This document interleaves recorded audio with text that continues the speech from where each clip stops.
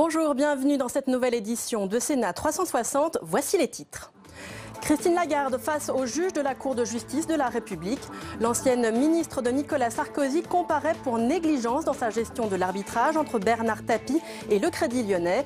Elle fait face à un tribunal composé de 3 magistrats de la Cour de cassation et de 12 parlementaires. Alors faut-il une justice spécifique pour les anciens ministres? On en débat à 17h. La loi Montagne poursuit son chemin au Parlement. Après l'Assemblée nationale, c'est le Sénat qui débute aujourd'hui l'examen de ce texte.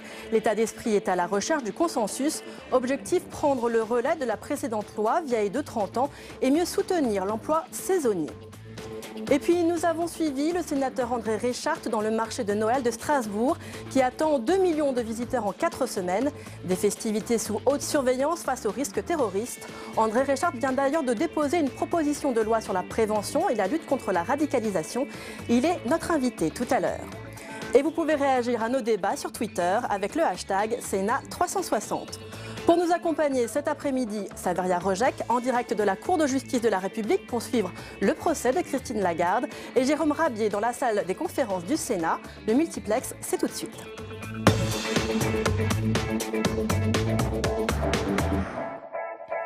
Christine Lagarde est entrée peu avant 14h dans l'une des plus imposantes salles du palais de justice de Paris, cernée par les photographes et les caméras. La directrice générale du FMI a déclaré ne pas vouloir se taire à son arrivée alors qu'elle comparait pour négligence dans l'affaire Tapie Crédit Lyonnais, ayant entraîné le détournement de fonds publics de plus de 400 millions d'euros. Alors on va tout de suite rejoindre sur place Saveria Rojek. Saveria, bonjour. Alors comment se déroule pour l'instant le procès ? Eh bien, Christine Lagarde, vous l'avez dit, elle est arrivée seule, presque discrètement dans cette salle d'audience. Immédiatement, une nuée de caméras a fondu sur elle, du jamais vu pour cette salle du Palais de justice de Paris. Puis la Cour a fait son entrée.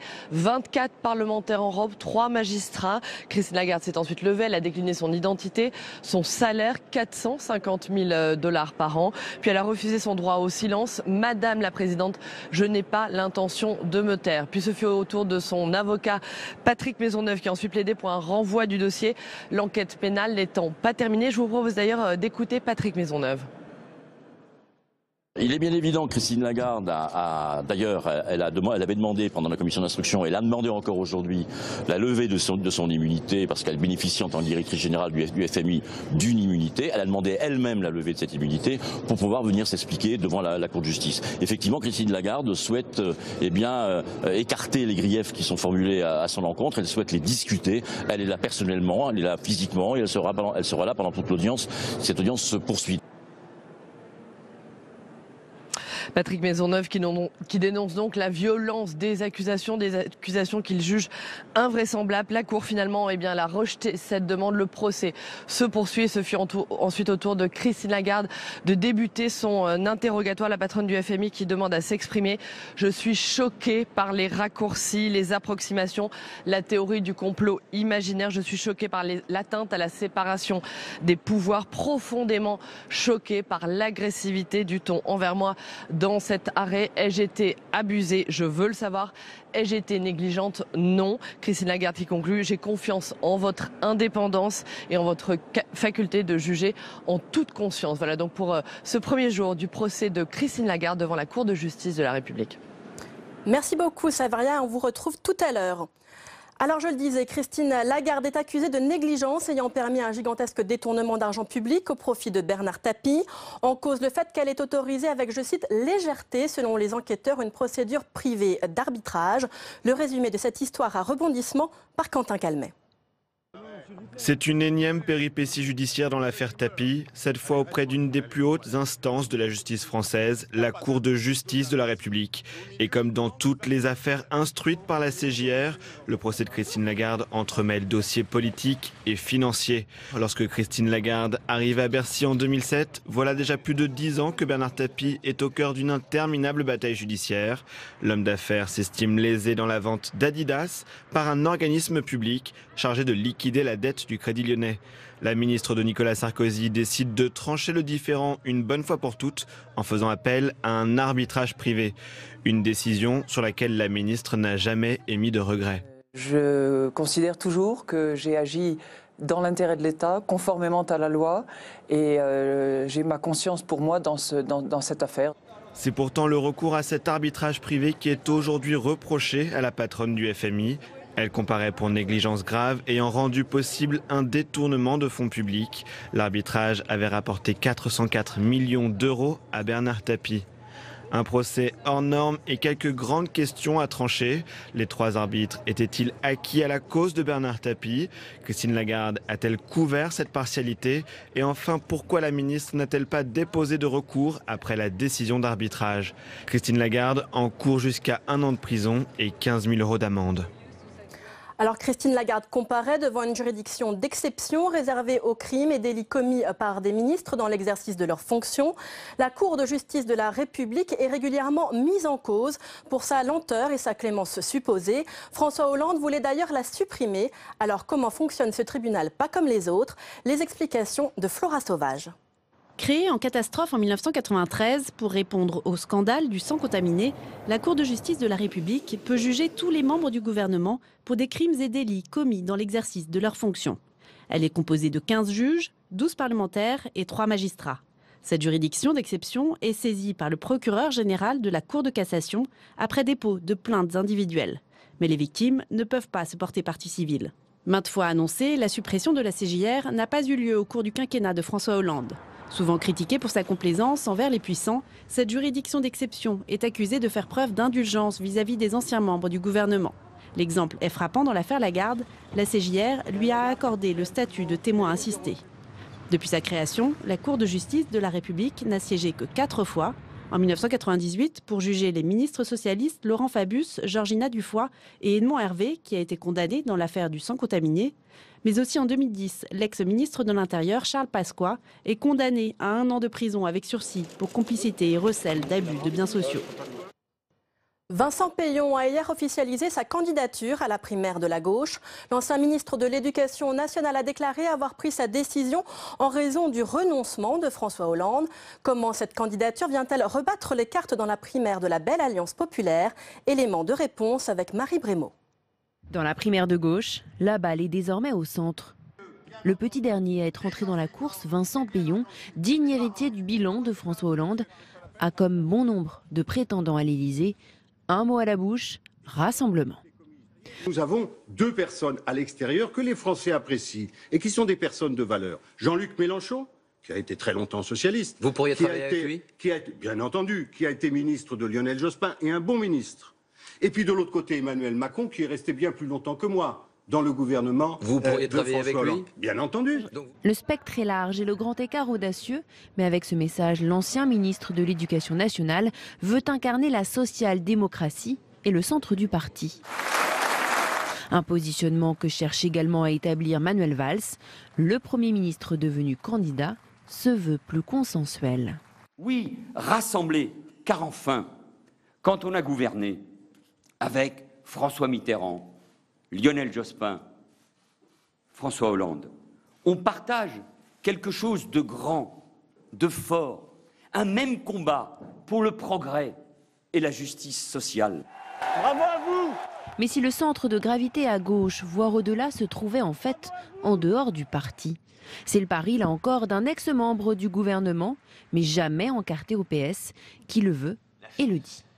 Ce que nous voulons, ça n'est pas rassembler la gauche, ça n'est pas rassembler la droite, c'est rassembler les Français. 3 hommes pour une seule place. La bataille du centre s'annonce sans merci. Reste à savoir, in fine, si elle se jouera au sein du Parti socialiste ou en dehors. La loi Montagne poursuit son chemin au Parlement. Après l'Assemblée nationale, c'est le Sénat qui débute aujourd'hui l'examen de ce texte. L'état d'esprit est à la recherche du consensus pour ce projet de loi examiné en procédure accélérée qui prend la suite d'une loi déjà vieille de 30 ans. Voyez tout de suite les explications de Flora Sauvage. Loi Montagne, acte 2. Pendant 3 jours, les sénateurs vont tenter d'adapter l'arsenal législatif aux réalités et aux enjeux de demain. 30 ans après, la première loi Montagne, qui reconnaissait la spécificité de ces territoires.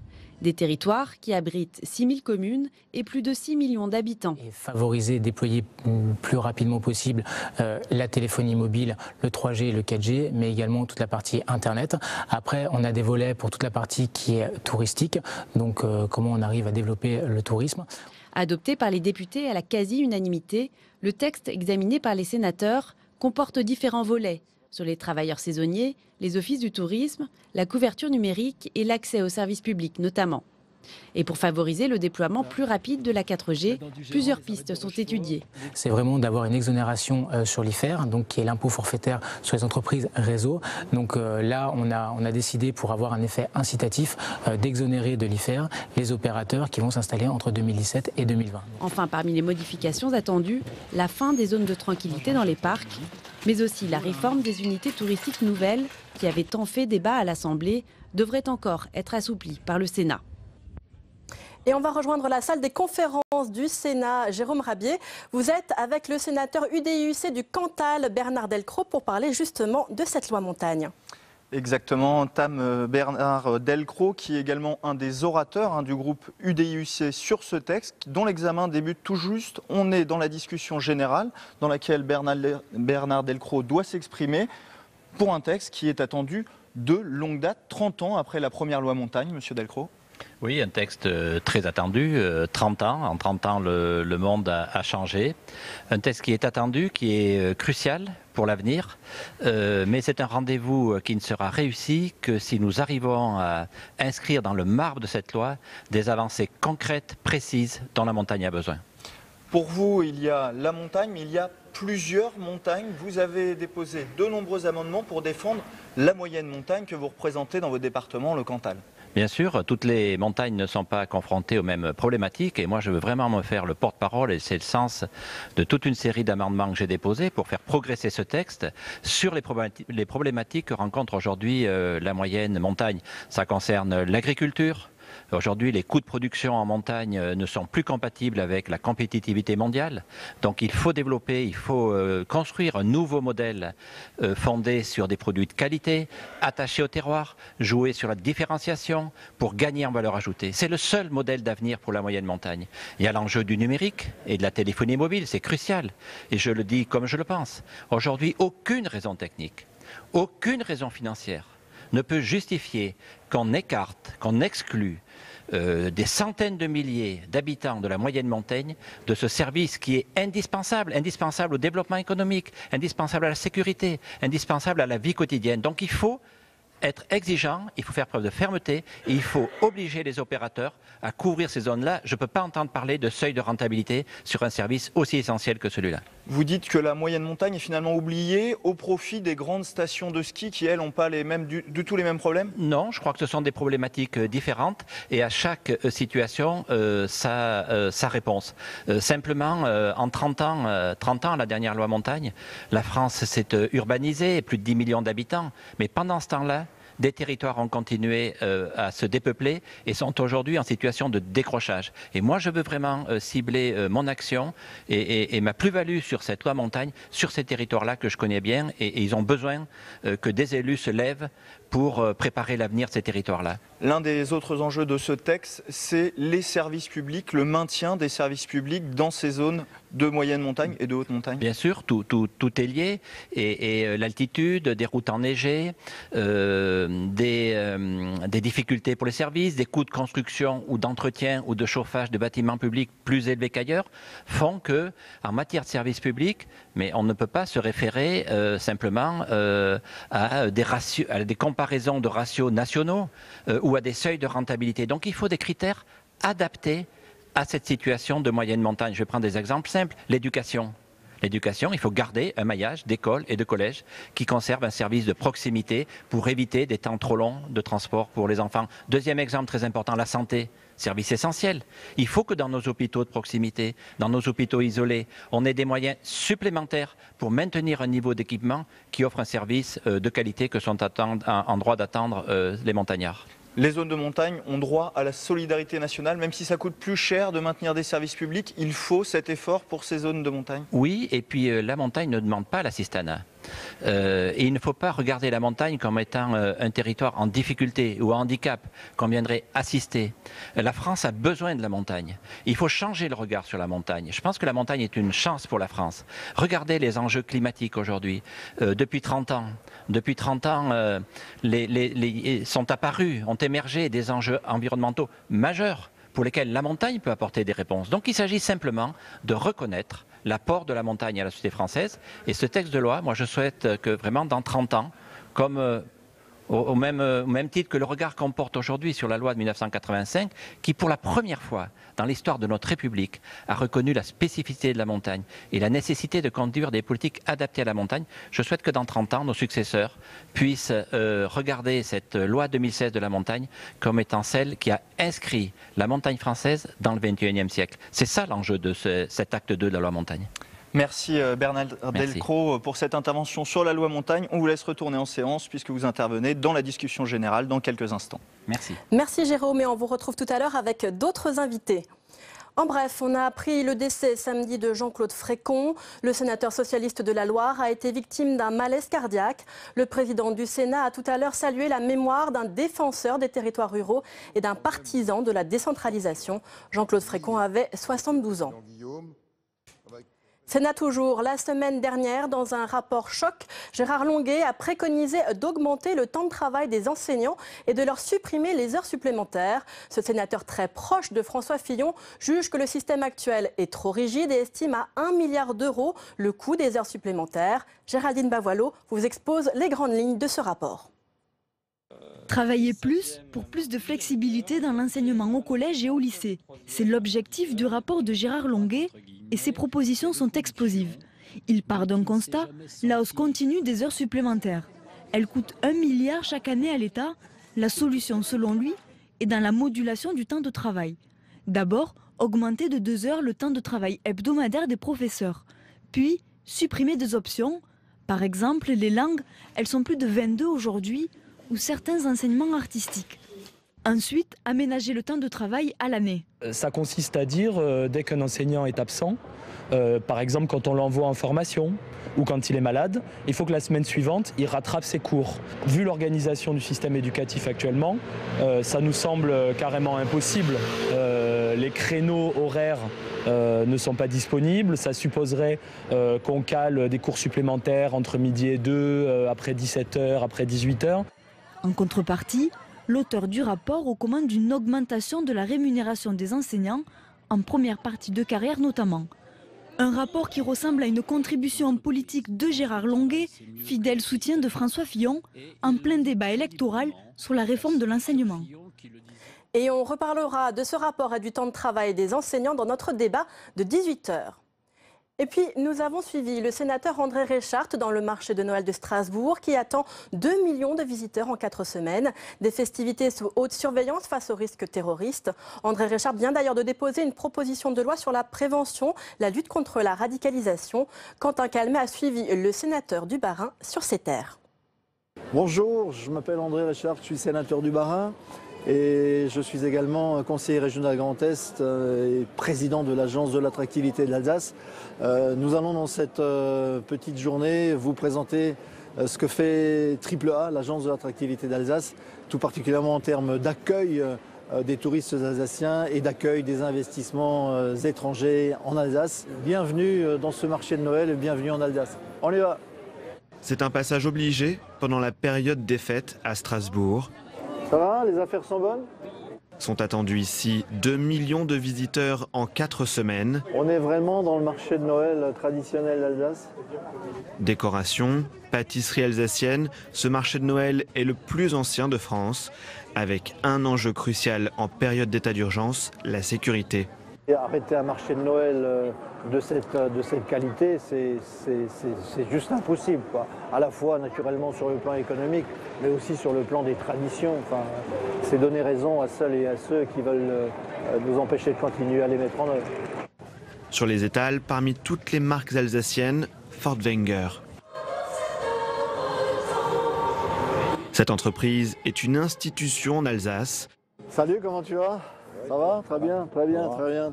une entreprise artisanale qui salarie 80 personnes, une spécificité du droit local alsacien, moins contraignant en matière sociale. En Alsace, nous avons cette chance d'avoir des entreprises artisanales qui dépassent bien entendu le critère d'effectif de 10 salariés qui existe, comme on dit nous, à l'intérieur, outre-Vosges. Chez nous, c'est le process d'activité qui compte. On a plusieurs milliers d'entreprises en Alsace qui sont artisanales et qui ont entre 10 et 200, 300, 400 salariés. À 20 minutes de Strasbourg, Gérard Riche a ouvert un palais du pain d'épices. Au départ, producteur de pain d'épices. Ça, c'est la production, mais artisanale. Et l'industriel est derrière. La marque décline désormais plus de 400 produits autour de la tradition alsacienne, un véritable filon. Avec le goût, c'est un nouveau produit. La gastronomie, c'est un élément particulièrement important dans tout le pays. Mais chez nous, c'est vraiment une part très importante de notre identité régionale. Et donc, voilà, Noël, c'est vraiment encore plus patent que le reste de l'année. Bon, monsieur le sénateur, ça m'a vraiment fait plaisir d'être venu C'est moi qui te remercie. Développer la compétitivité de ces entreprises alsaciennes et surveiller les chiffres du tourisme, c'est une des missions d'André Reichart au sein de l'Agence d'attractivité de l'Alsace. Face à la presse régionale ce matin-là, on se veut rassurant. Ils disent, avant de réserver, je veux voir s'il se passe quelque chose. Et donc, on réserve le plus en plus tard, quoi, voilà, pour ne pas prendre de risques. Et c'est pour ça que surtout autour des marchés de Noël, ça explose maintenant, parce qu'a priori, ils ont vu que c'était sécurisé. Avec une mission pour l'Agence d'attractivité de l'Alsace, promouvoir la marque sur le plan touristique et économique. Cette agence, naturellement, a un sens, parce que entre faire venir plus de touristes internationaux vers notre région et faire venir des investisseurs étrangers dans notre région, entre les deux, il y a naturellement, même si ce n'est pas le métier, des éléments communs. Pain d'épices, marché de Noël, mais aussi bière locale. Le sénateur revendique son action auprès des entreprises. Voilà, bah écoutez, Chin, hein, c'est une bière de Noël. Bière de Noël d'Alsace. Avec une idée fixe, conserver la spécificité alsacienne.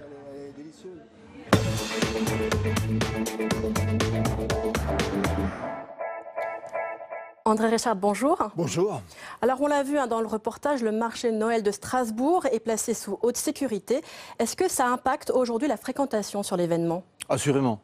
Assurément. Les gens, comme on l'a dit tout à l'heure, voient maintenant que ce marché est sécurisé. Le marché de Noël de Strasbourg, c'est le plus important, bien entendu, d'Alsace. Et puis ça diffuse sur les petits marchés de Noël plus intimes, plus intimistes, qui sont ouverts de ci, de là, dans les villages alsaciens. Vous savez qu'en Alsace, on dit communément que l'Alsace est la capitale de Noël, Strasbourg en tête, mais vraiment tous les villages font des efforts énormes à cet égard. Et c'est important que justice leur soit rendue. Cette sécurité permet de maintenir la fréquentation, c'est ça que vous voulez dire ? Oui. Encore une fois, grâce à la sécurisation, il suffit d'aller. On voit que vraiment, à Strasbourg, toute la grande île est protégée.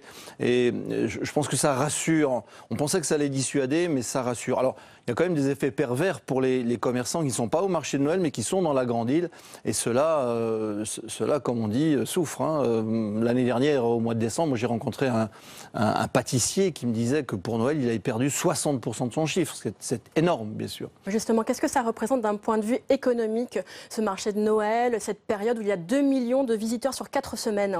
C'est la cerise sur le gâteau de l'action que nous menons, nous. Quand je dis nous, je suis président de l'Agence de l'attractivité de l'Alsace, pour faire venir des touristes français, bien sûr, mais des touristes étrangers aussi. Et puis, écoutez, s'il n'était pas là, ce marché, vous avez compris que le mois de décembre, d'habitude, on fait les comptes à la fin de l'année ou au début de l'année suivante. S'il n'était pas là, on aurait 2 millions de visiteurs en moins, vous vous rendez compte ? Donc c'est vraiment la cerise sur le gâteau. Mais tout au long de l'année, nous menons des actions très fortes à l'étranger pour amener un maximum de touristes. C'est le but de ce triple A, agence de l'attractivité d'Alsace. Et vous le dites aussi, ce marché de Strasbourg, le maintenir dans les circonstances actuelles, c'est aussi un symbole.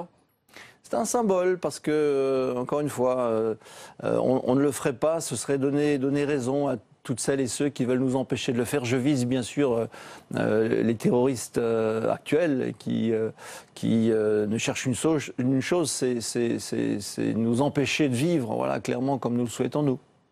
La sécurité est d'ailleurs d'autant plus importante qu'il y a eu, on se rappelle, au mois de novembre, 4 Strasbourgeois qui ont été arrêtés dans le cadre d'une enquête antiterroriste. Ils préparaient, je précise, un attentat a priori en région parisienne. Mais est-ce que l'Alsace est particulièrement concernée par ces phénomènes de radicalisation ? Bien sûr. Bien sûr. C'est d'ailleurs ce qui m'avait amené...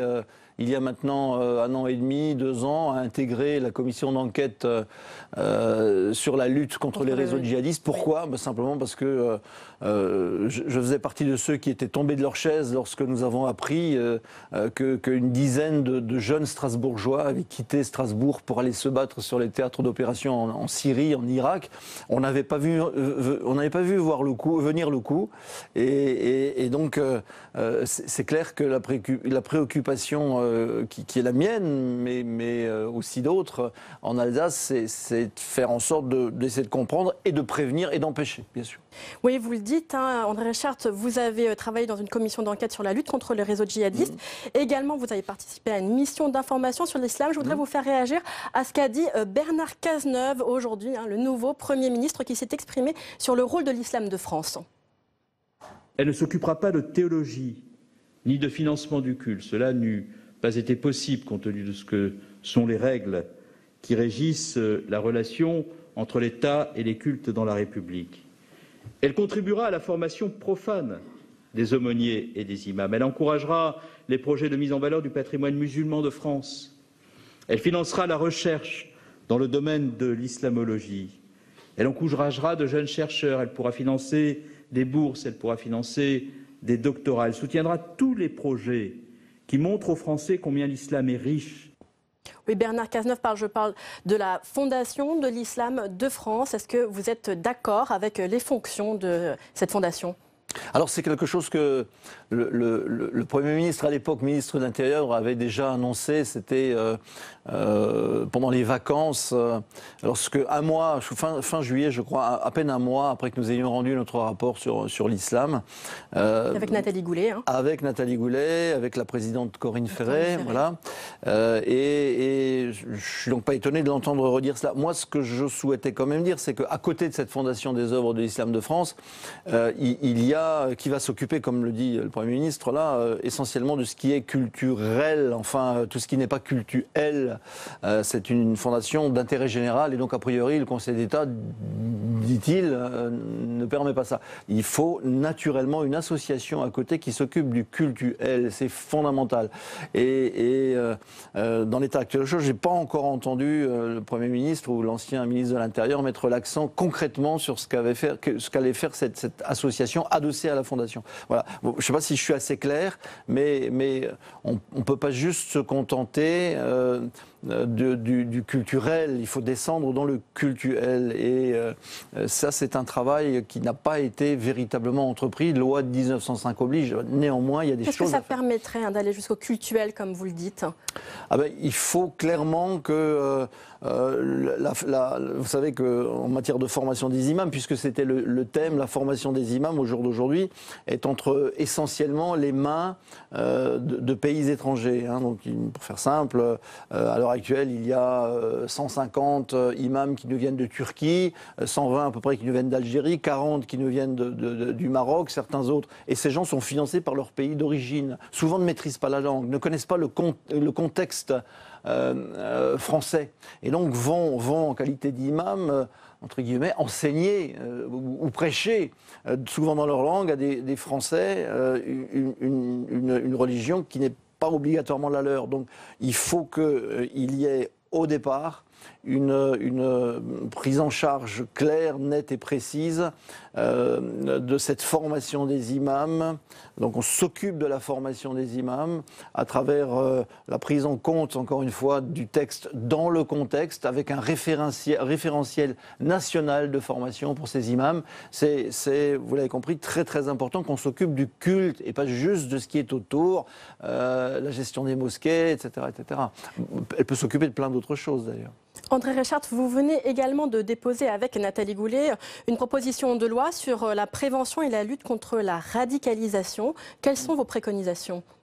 Écoutez, il y a depuis qu'on parle prévention en la matière, il y a pléthore d'associations, on les a à peu près évaluées à 80 à travers le pays, qui veulent faire de la prévention de la radicalisation. Elles souhaitent être bénéficiaires de subventions à cet égard. Il n'y a pas de raison d'ailleurs qu'elles ne puissent pas avoir des aides de l'État, puisqu'elles font un travail d'intérêt général. Mais par contre, ce que nous souhaitons, c'est que ça ne parte pas dans tous les sens. Voilà. Or, parce qu'à l'heure actuelle, ça part un peu dans tous les sens. Oui. Tout le monde s'improvise un peu comme ça, association, crée des associations. Il faut des associations reconnues d'utilité publique. Nous souhaiterions effectivement mettre de l'ordre. Alors, une des idées, c'est peut-être qu'effectivement, elles soient reconnues d'utilité publique, qu'elles suivent, elles aussi, un référentiel élaboré au niveau national qui est le même pour tous les organismes d'associations de lutte contre la radicalisation. Donc voilà, juste ouvrir encadrer un peu tout ça, sans pour autant toucher à la créativité d'une association par rapport à l'autre. Mais au moins qu'on ait une certitude sur un socle commun. Vous avez compris, c'est très très important. Lutter contre la radicalisation, ça implique que quelque part on parle quand même culte, religion, et à cet égard, l'État a des choses à dire, je l'ai dit tout à l'heure. Alors André Reichardt, on va conclure sur toute autre chose. Vous êtes aussi expert du droit local en Alsace et en Moselle. Donc il y a un régime particulier en Alsace et en Moselle pour des raisons historiques. Il y avait notamment eu des craintes sur le régime d'assurance maladie avec la généralisation des complémentaires santé qui est arrivée au 1er juillet 2016. Ça a créé beaucoup d'inquiétudes en Alsace-Moselle. Qu'est-ce qu'il en est aujourd'hui ? Le décret est sorti qui ne permet, malheureusement, dirais-je, qui ne permet pas au régime local d'assurance maladie d'assurer ce panier de soins tel qu'il a été créé par la loi sur la sécurisation de l'emploi. Nous aurions, rapidement, la ministre Touraine avait confié une mission à 4 parlementaires d'Alsace-Moselle, 2 sénateurs, 2 députés. Une mission à laquelle vous avez participé. À laquelle j'ai participé, socialistes et républicains. Et nous aurions vraiment souhaité pouvoir confier à ce régime local d'assurance maladie ce panier de soins complémentaires créé par cette loi de sécurisation de l'emploi. On ne l'a pas pu pour une raison majeure, c'est que le Conseil constitutionnel, dans une décision qualifiant la Somodia, ce qu'on appelle la décision Somodia, préconisait, enfin plutôt a décidé que le droit local alsacien-mosellan pouvait évoluer, mais à condition qu'il se rapproche du droit général et pas dans le sens inverse. Or, si on avait confié cette nouvelle mission au droit local alsacien-mosellan, il se serait encore séparé plus du droit général, et ça, le Conseil constitutionnel l'interdit. Donc on a été vraiment la mort dans l'âme. On a été amené à préconiser ce que finalement le gouvernement a fait à travers son décret. Mais je le regrette vivement, et pour ne rien vous cacher, moi je suis en train de fourbir mes armes avec d'autres tenants du droit local alsacien-mosellan pour essayer de faire évoluer la loi en la matière. Le Conseil constitutionnel nous ayant dit que nous renvoie à nos chères études, moi je ne vais pas hésiter, le cas échéant, si tant est qu'on m'aide, à proposer une révision constitutionnelle sur ça, pour que l'Alsace-Moselle puisse continuer à avoir son droit local alsacien-mosellan et le faire évoluer, parce qu'on sait bien, tout droit qui n'évolue pas est un droit qui meurt. Un dernier mot, on parle toujours de sécurité sociale. Le programme de François Fillon en la matière fait débat, même au sein de la droite. Le point qui pose problème, c'est l'idée de focaliser l'assurance maladie sur les affections graves ou de longue durée, et le reste serait pris en charge par l'assurance complémentaire. Est-ce que pour vous, votre candidat doit adoucir son programme ? Assurément. Assurément, parce que je crois que pour gagner, il faut rassembler les Français. Voilà. Moi, je le dis depuis... je suis cool, moi j'avais... Vous souteniez Alain Juppé. Moi, j'ai soutenu Alain Juppé. Oui, je trouvais qu'effectivement, je trouvais qu'Alain Juppé pouvait rassembler les Français. Moi, je souhaite maintenant que François Fillon les rassemble. Et donc, sur ce plan-là, on sent bien qu'il y a vraiment un petit souci, pour ne pas dire un grand souci, parce qu'en Alsace-Moselle, c'est encore pire, quoi. Si demain, on vient à mettre en œuvre vraiment la totalité de ce programme tel qu'il a été conçu et tel qu'il est rapporté de façon lapidaire. Maintenant, François Fillon a déjà dit que on l'avait mal compris et qu'il pouvait amodier. Oui, si on le mettait en œuvre comme ça, moi je le dis clairement, il y a un risque très fort sur le régime local d'assurance maladie en Alsace-Moselle. Et ça, je peux vous dire que les Alsaciens et les Mosellans n'aimeraient pas. Voilà, n'aimeraient pas. En clair, François Fillon ne doit pas avoir le même programme pour la présidentielle et pour la primaire. Il doit se recentrer sur ce point-là, assurément. Sur le reste, il y a plein de choses. Moi, clairement, je revendique que moi, je suis un gaulliste. Voilà. Bien. Je suis d'ailleurs pas tellement de droite. Moi, je suis gaulliste. Je fais bien la différence. Hein. Si vous avez le temps, on va pouvoir parler de ça. Hein. Voilà. Eh bien, moi, je crois vraiment que ce programme de droite est bon sur plein de points. En tout état de cause, largement meilleur à ce que on a vu faire tout au long de ces 5 dernières années, correspondent aux besoins, aux intérêts suprêmes de la France. Mais par contre, il y a à modifier. Là, je pense que là, c'est nécessaire. Voilà. Merci beaucoup, André Reichardt, d'avoir répondu à nos questions. Je vous en prie. Et on revient donc à l'un des temps forts de l'actualité, le début du procès de Christine Lagarde. L'actuelle directrice générale du FMI fait face au juge de la Cour de justice de la République pour négligence dans sa gestion de l'arbitrage entre Bernard Tapie et le Crédit Lyonnais. Nous avons suivi l'un des juges de la CJR, le sénateur Les Républicains Bernard Sauger, qui a enfilé aujourd'hui sa robe de juge. Voyez le reportage de Cécile Sixou. Barry Zacharie, François-Noël Buffet, Yves Détraigne, François Pillet, Josette Durieux et Bernard Sauger. Ils sont 6 et ce matin, ils ont quitté leur costume de sénateur pour enfiler celui de magistrat de la Cour de justice de la République. Un nouveau rôle et beaucoup de travail. Même s'ils sont assistés de 3 magistrats professionnels, pour être juges, ils ont dû potasser les milliers de pages du dossier d'instruction. On a reçu des clés USB, bon, bien sûr, et dans ces clés USB qui sont confidentielles, eh bien, on a toute l'instruction. On essaye de se mettre dans la tête les tenants et les aboutissants du procès. C'est déjà beaucoup, et ça prend un temps fou, vous ne pouvez pas vous imaginer. Ça prend plusieurs dizaines d'heures. Et il faut essayer de faire une synthèse de tout ça. Pour se préparer, ils ne sont pas entrés en contact. Rien n'a fuité non plus sur le dossier. Les 6 parlementaires ont été soumis à la plus grande discrétion. Ils jugent un ancien ministre, une justice spéciale qui implique de mettre à distance la personnalité jugée. Une expérience déjà vécue par Bernard Sauger en 2010 lors du procès Pasqua. C'est pas parce qu'on connaît la personne qu'on est obligé de prendre fait et cause pour elle. C'est pas vrai du tout, ça. On juge en notre âme et conscience, comme tout bon juge, quoi, tout bon magistrat, tout bon juge. Ils jugent toujours en leur âme et conscience. Et je crois que c'est comme ça qu'il faut faire. Parce que sinon, s'il y avait des passe-droits ou des choses comme ça serait plus un tribunal normal. Tous les matins, jusqu'au 20 décembre, ils passeront au vestiaire récupérer leur robe noire, une robe confectionnée sur mesure.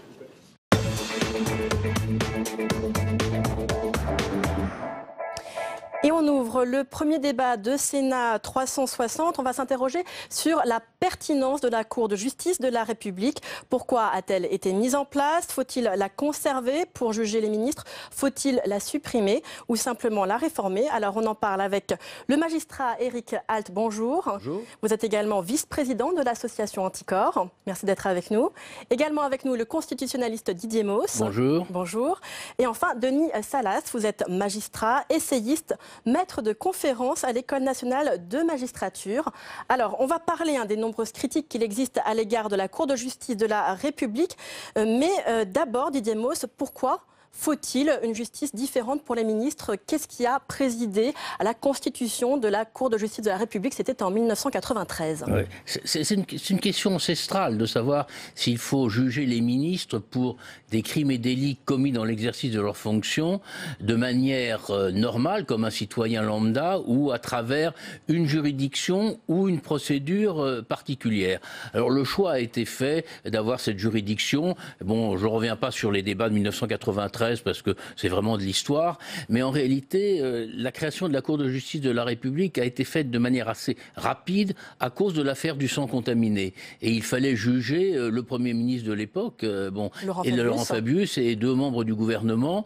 Bon, pour l'affaire du sang contaminé. Je ne dis pas à cause de, mais pour l'affaire du sang contaminé. Et on a créé cette Cour de justice qui, en fait, est une juridiction.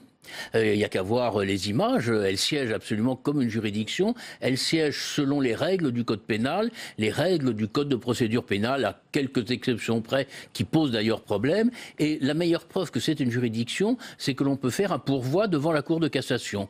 Alors, vous dire que c'est la solution idéale, non. Est-ce qu'il y en a de pire? Oui. Est-ce qu'il y en a de meilleur? C'est à inventer. Alors on va en parler de comment on peut réformer cette Cour de justice de la République. Alors déjà pour que le téléspectateur comprenne comment ça fonctionne, qui peut saisir la Cour de justice de la République, Éric Alt? Les justiciables peuvent saisir la Cour de justice de la République, mais ça passe d'abord à travers le filtre d'une commission des requêtes, puis il y a une commission d'instruction, et si la commission d'instruction estime qu'il y a charge suffisante pour poursuivre, elle transmet le dossier à la juridiction de jugement. Il y a eu quand même des progrès. Il y a eu une époque où la Haute Cour de justice ne pouvait être que sollicitée par des parlementaires.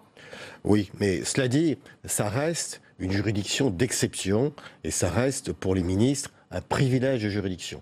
Et je ne suis pas convaincu pour ma part qu'il soit nécessaire de traiter les ministres autrement que les justiciables de droit commun. Peut-être faut-il une commission de filtrage pour que les ministres ne soient pas harcelés judiciairement. Mais sinon, je pense que les ministres pourraient être jugés comme des justiciables de droit commun. Et j'ajoute que nous avons une injustice supplémentaire qui résulte de ce système. Car les ministres sont jugés par la Cour de justice de la République. Mais quand il y a un volet non ministériel, eh bien, les autres sont jugés par les juridictions de droit commun.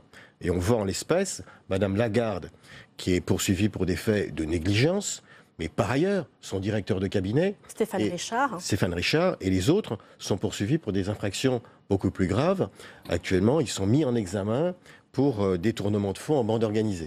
Effectivement, et on a du mal à imaginer que Stéphane Richard n'est pas, est agi de son propre chef. On imagine forcément qu'il...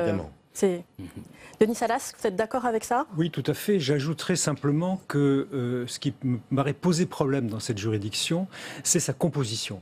Si vous voulez, sa composition qui 3 magistrats de la Cour de cassation et 12 parlementaires. Voilà, 12 parlementaires, sénateurs et députés. Et si vous voulez, il y a là un problème, parce que dans la culture judiciaire qui est la nôtre, la notion d'impartialité est très importante, si vous voulez. Et dans cette juridiction, le fait que des parlementaires occupent la position de juge et jugent eux-mêmes des responsables politiques, ne les met pas dans une situation d'impartialité parfaite, c'est le moins qu'on puisse dire. Donc il y a là, si vous voulez, une collision entre une culture judiciaire qui promeut l'impartialité et une culture politique qui fait prévaloir l'entre-soi. Donc c'est dans cette dialectique-là que me semble résider, si vous voulez, la difficulté de cette juridiction. On a entendu un Bernard Sauger dans le reportage. Lui, il dit que c'est pas parce qu'on connaît quelqu'un qu'on prend fait et cause. Pour lui, il estime juger en âme et conscience. Mais pour vous, il y a tout de même un soupçon de bienveillance, de corporatisme. Si vous voulez, c'est un grand classique de l'acte de juger. On ne peut pas juger, pour reprendre votre expression, en son âme et conscience, quand on a une relation de proximité, voire d'amitié, avec celui que l'on va juger. Dans la culture judiciaire, si vous voulez, et dans les standards de la Cour des droits de l'homme, on se déporte, on se récuse, on laisse quelqu'un qui peut être en mesure d'être impartial occuper cette place-là. D'ailleurs, dans le cas présent, vous le disiez tout à l'heure, il y a donc cette difficulté qui est posée par Stéphane Richard. Comment, par le fait que lui soit poursuivi pour complicité de détournement de fonds publics et non pas pour négligence. Qu'est-ce qui peut expliquer cela tout de même? Eh bien, ce sont deux juridictions autonomes qui progressent parallèlement.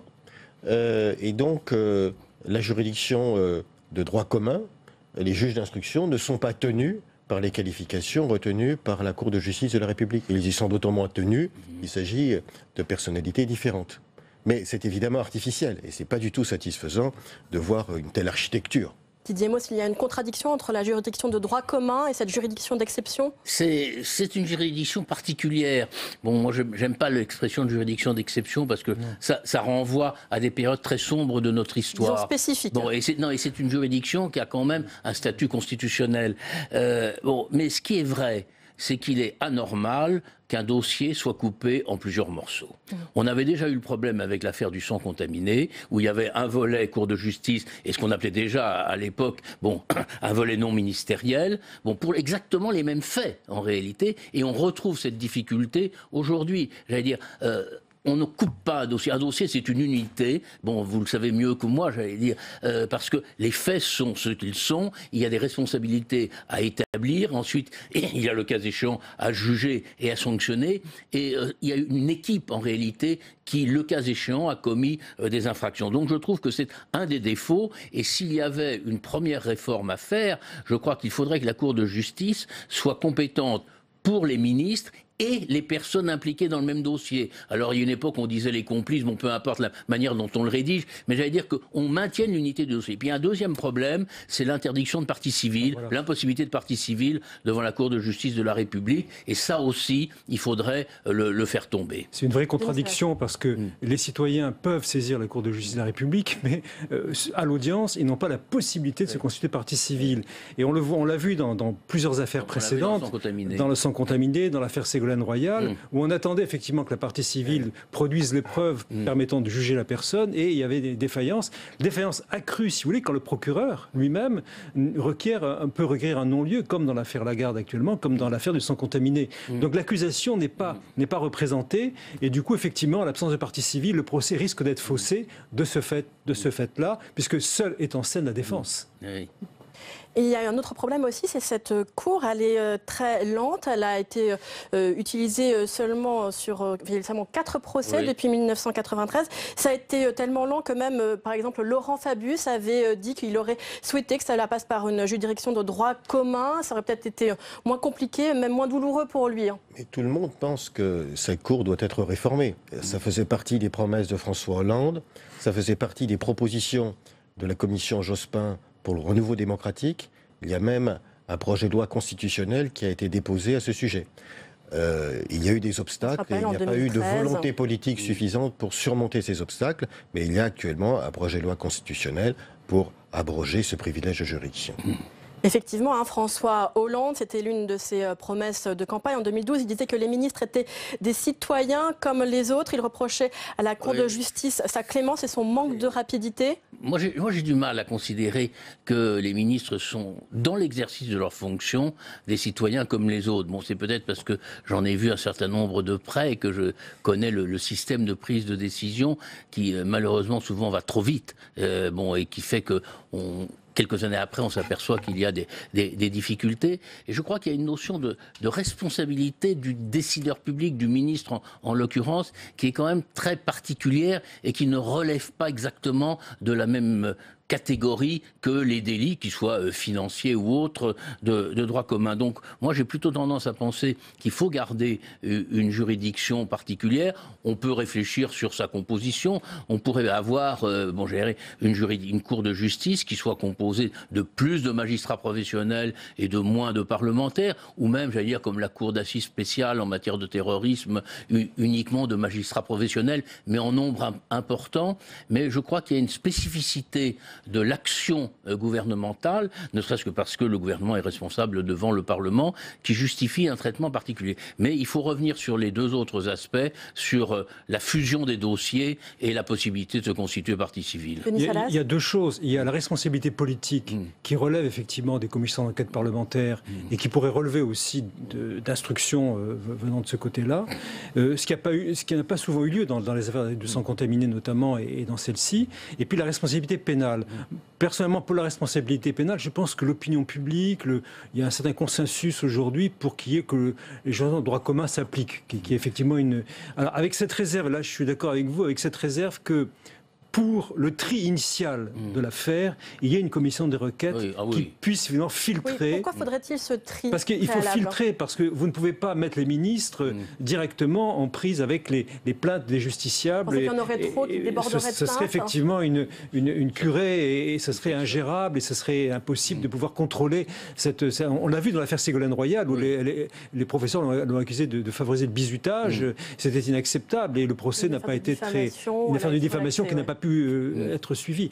Donc il faudrait un tri en amont de la procédure, et puis ensuite, à mon sens, une procédure normale avec juge d'instruction, collégialité éventuellement, et une juridiction correctionnelle capable de juger globalement cette affaire. Donc il y a quand même des nuances, vous n'êtes pas tout à fait d'accord. On ne peut pas être justiciable d'une responsabilité politique. Dans cette affaire-là, il n'était pas possible d'engager la responsabilité du gouvernement pour cela, compte tenu de la longueur de l'affaire.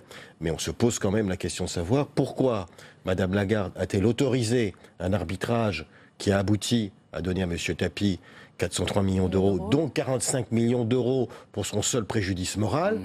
Et pourquoi, après avoir obtenu cette information, elle n'a pas remis en cause cet arbitrage dont on pouvait penser qu'il posait pour le moins problème. Et c'est ça le sujet de ce dossier. Oui, mais si vous voulez, bon, moi je ne veux pas rentrer dans le fond du dossier, parce que j'en connais pas tous les éléments, j'en connais ce qu'il y a dans la presse. Ce qui me paraît aussi évident, c'est que dans le système de la Ve République tel qu'il fonctionnait à l'époque des faits, je ne suis pas convaincu que Madame Lagarde soit la responsable réelle de la décision qui a été prise. Vous visez donc un peu plus haut l'exécutif. Il y avait un Premier ministre, il y avait un président de la République. Et je pense qu'ils ont... François Fillon, Nicolas Sarkozy. Je suis convaincu sans avoir aucun élément de preuve. Hein, mais je pense qu'ils ont eu leur mot à dire dans la décision. Il faut toujours distinguer qui prend la décision et qui l'annonce. Et je me souviens d'une lointaine époque, il y a des problèmes qui n'ont rien à voir avec la justice. Mais François Mitterrand, parlant d'une de ses premiers ministres, la seule, Madame Cresson, disant en tout état de cause, le Premier ministre n'annonce jamais rien sans mon accord. Oui, mais il me semble important aussi que... je regrette que ce procès ne soit pas filmé, si vous voulez. Parce que c'est important Déjà, on peut y assister, ce n'est pas un huis clos. Oui, le procès est public, d'accord, mais à part les personnes présentes à l'audience, personne ne pourra, à part les live tweets qu'aujourd'hui on voit se multiplier. C'est dommage parce que c'est vrai qu'il est important que les citoyens se rendent compte d'une manière dont fonctionne la justice et les faits qui sont reprochés à Madame Lagarde soient effectivement publics, si vous voulez, et qu'on puisse mesurer l'impact du rôle de la justice. Et là, ça ne sera malheureusement pas le cas, et je le déplore, même s'il y aura sans doute des comptes rendus excellents faits par la presse. La dimension publique du procès est une dimension démocratique dont on peut difficilement se passer aujourd'hui, et en l'occurrence, c'est bien dommage de ne pas l'avoir. Non mais ça je suis d'accord. Oui, c'est dommage qu'on n'ait pas un enregistrement complet du procès. Je dirais pour l'histoire, ça aura un intérêt. Bon, alors on a le droit de filmer un certain nombre de procès, je ne sais plus lesquels. Les procès historiques. Mais voilà. Les procès historiques, la portée historique. Voilà. Honnêtement, ça a un intérêt pour l'histoire. Et on ne prend plus beaucoup les procès en sténo. Dans le temps, on les prenait, par exemple, si vous recherchez le procès Zola, on a la sténo intégrale des débats, et c'est merveilleux à relire aujourd'hui. Voilà. Et la justice manque, si vous voulez, une occasion à la fois de se faire connaître, d'entrer un peu dans l'histoire et de donner une image d'elle-même qui est effectivement compatible avec les idéaux démocratiques, en l'occurrence. D'une certaine façon, ça correspond bien aux pathologies de l'histoire contemporaine, puisque cette histoire Tapie-Lagarde remonte à 1993-95 et de droite et de gauche, elle implique beaucoup de personnalités politiques. Et elle permet de révéler beaucoup de dysfonctionnements de la Ve République, et en particulier la question du manque de responsabilité politique dans la Ve République. Et vous dites, c'est vraiment une histoire à rebondissement qui remonte déjà à plusieurs décennies, qui a englobé tous les personnages. Et à chaque rebondissement, il y a une pathologie, il y a un dysfonctionnement de la démocratie et un dysfonctionnement institutionnel. Il y a un rapport de la Cour des comptes, il y a un rapport de l'Assemblée nationale, il y a des livres, des films qui nous disent ça de façon très claire. Je voudrais qu'on reparle peut-être de cette révision constitutionnelle avortée, celle de 2013. Elle prévoyait que les ministres seraient jugés par des juridictions pénales de droit commun, que les poursuites seraient soumises à l'autorisation préalable de la commission des requêtes.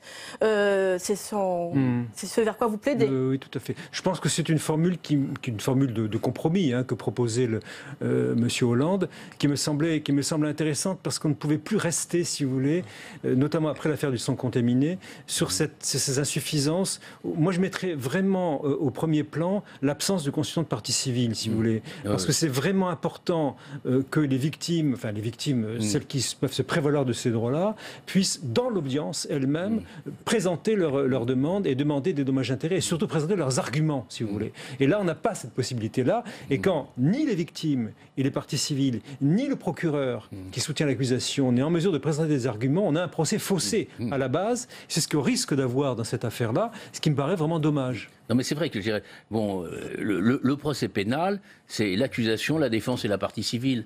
Bon, et puis évidemment la juridiction de jugement. Bon, mais j'allais dire, du côté des intervenants, la partie civile joue un rôle important. Hein. Oui. Et là, il n'y a pas de rôle. Et là, il n'y en a pas. Non, mais c'est totalement anormal. Alors, c'est pas très compliqué de réformer ça. Hein. Bon, c'est ce qui était prévu dans le projet de François Hollande. Donc cette révision constitutionnelle, elle faisait plutôt consensus. Oui, même pas, c'est dans la loi organique. Il y avait plusieurs projets de loi constitutionnelle. Il y en avait un autre qui, à mon avis, posait plus problème, qui était celui visant la réforme du Conseil supérieur de la magistrature, permettant de changer les modalités de nomination des membres du parquet. Et je pense que c'est ça qui, d'abord, fait problème. Oui, mais il y avait quand même cette partie-là qui faisait consensus, qui aurait peut-être pu faire l'objet d'une révision constitutionnelle, mais on savait que pour des raisons politiques, François Hollande n'aurait jamais la majorité des 2 tiers du Parlement, alors qu'on le voit sur ce plateau, finalement, cette révision constitutionnelle, elle pouvait quand même mettre d'accord, en tout cas sur la CJR. Je crois qu'il n'y avait pas de majorité pour le voter, il faut voir les choses comme elles sont. Vous savez, une réforme constitutionnelle, même hautement souhaitable, pour des raisons politiques, il faut qu'il y ait une majorité constitutionnelle pour la voter. Bon, je cite un cas qui est pas exactement le même, mais nous cherchons les uns et les autres depuis 20 ou 25 ans à faire sortir les anciens présidents de la République du Conseil constitutionnel. Il y a un accord politique. Bon, on n'est jamais arrivé à ce que ça passe dans une révision constitutionnelle. Bon, pourquoi ? Parce qu'à un moment ou à un autre, il y a un obstacle psychologique, historique, tout ce qu'on veut, mais ça passe pas. Il y a une histoire très très lourde de la juridiction politique, si vous voulez, qui pèse en arrière-plan. C'est-à-dire, de tout temps, les juridictions politiques ont été construites par les politiques, par la loi, je dirais presque pour leur service, pour les protéger en quelque sorte. Or là, on sortirait complètement de cette histoire, on inventerait une nouvelle histoire où une juridiction, je dirais, de droit commun, jugerait à la fois les justiciables ordinaires et les hommes politiques. C'est un saut quand même dans l'histoire qu'il faut bien mesurer, et il y a un consensus entre nous, mais évidemment, du côté des responsables politiques, le consensus n'est pas aussi partagé. Et je pense que si vous demandez l'avis du président de la commission des lois du Sénat, il sera plus réservé que vous sur ce sujet. On est entièrement d'accord. C'est une longue histoire qui est derrière ces questions. Bon, il y a quand même un énorme problème politique aussi. Ces révisions constitutionnelles, à chaque fois, elles se heurtent quand même à l'impossibilité pour les uns et pour les autres de trouver des accords un peu transpartisans. C'est trop politique, une révision constitutionnelle, c'est trop à donner au chef de l'État. Là, les élus concédaient certains de leurs privilèges. Et on ne concède pas de ses propres privilèges sans y regarder à 2 fois. Et je pense que c'est ce qui fondamentalement a handicapé, a fait obstacle à cette réforme. Vous voyez plutôt un réflexe corporatiste du Parlement ? Mais la révision de 1993 a été consensuelle, on était en période de cohabitation, donc effectivement, il y a eu la rencontre, si vous voulez, de l'accord du président de la République, puisque c'est lui qui présente un projet de révision constitutionnelle, et l'accord du gouvernement de M. Balladur à l'époque, pour procéder à cette révision, un peu dans l'urgence, il faut reconnaître les choses comme elles sont, parce que la procédure de la Haute Cour n'était absolument pas adaptée, et celle-là, elle est quand même un peu plus. Ce n'est pas. Bon, voilà. Mais on n'est peut-être pas au bout de l'affaire. S'il ne fonctionne pas beaucoup plus. La Haute Cour n'a jamais fonctionné parce que son mode d'utilisation était très compliqué, voire inutilisable. Celle-ci, la Cour fonctionne très très peu aussi. Si vous voulez. Mais heureusement. Il faut aussi en tirer les conséquences. Mais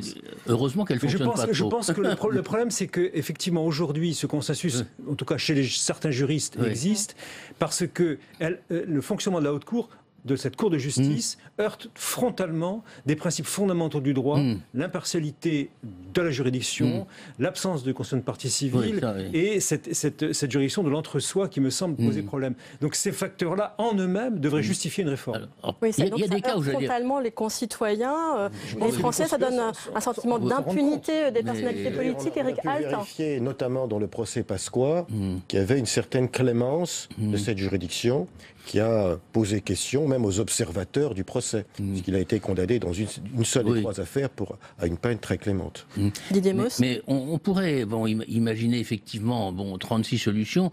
Je veux dire, un membre parlementaire de la Haute Cour peut et doit se déporter. Par exemple, il serait inimaginable qu'il y ait un collègue de Mme Lagarde ayant siégé au gouvernement en même temps qu'elle, qui soit membre de la Haute Cour. Je ne pense pas qu'il y en ait. J'ai pas vérifié. Ils sont désignés par leur groupe mais il y a des suppléants.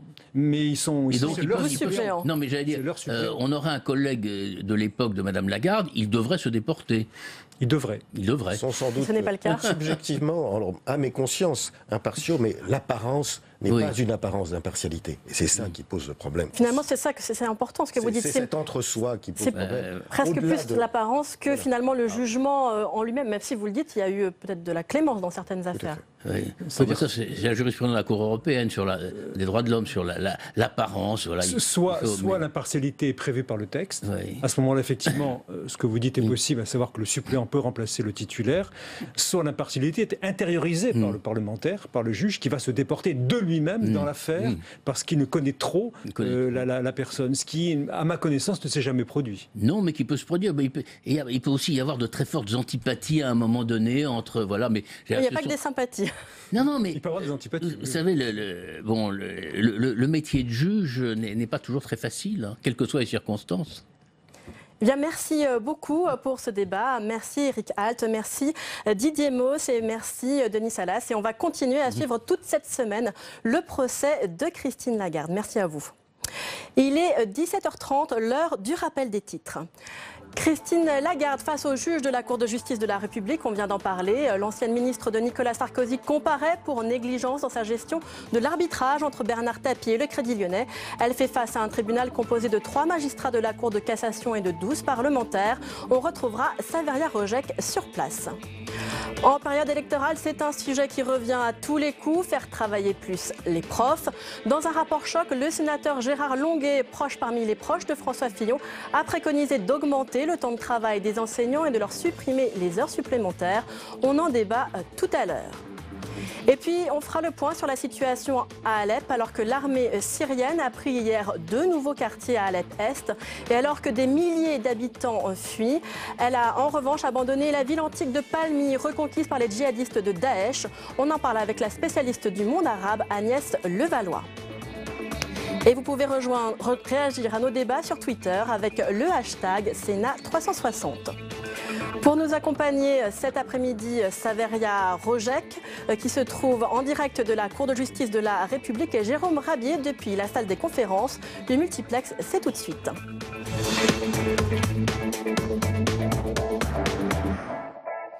Mais d'abord, François Hollande multiplie donc les rencontres cet après-midi autour du conflit syrien.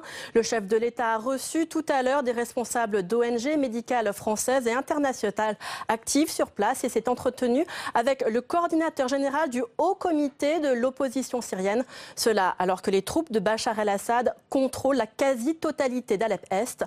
Le point sur la situation avec Cécile Sixou. Des quartiers entiers qui se vident.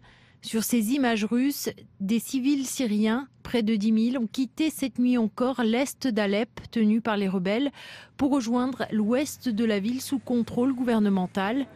En moins d'un mois, l'armée syrienne, aidée par les bombardements russes, a repris le contrôle de 90% de la ville. Une belle prise pour Bachar el-Assad, mais aussi pour Vladimir Poutine. Alep est depuis 2012 l'un des bastions rebelles. Avec le soutien au régime en place, la Russie fait le choix, un choix structurant pour la région, ce qui lui donne évidemment une position privilégiée pour avoir le soutien de la Chine, mais aussi de pays comme la Turquie, des pays comme l'Iran. Il y a une capacité à attirer un certain nombre de soutiens à partir d'une position claire. La mobilisation des troupes syriennes et russes à Alep profite à l'État islamique qui a repris la cité antique de Palmyre. Les Russes qui prétendent lutter contre le terrorisme se concentrent en fait sur Alep et ont laissé un espace à Daesh et à l'État islamique qui est en train de reprendre Palmyre, tout un symbole.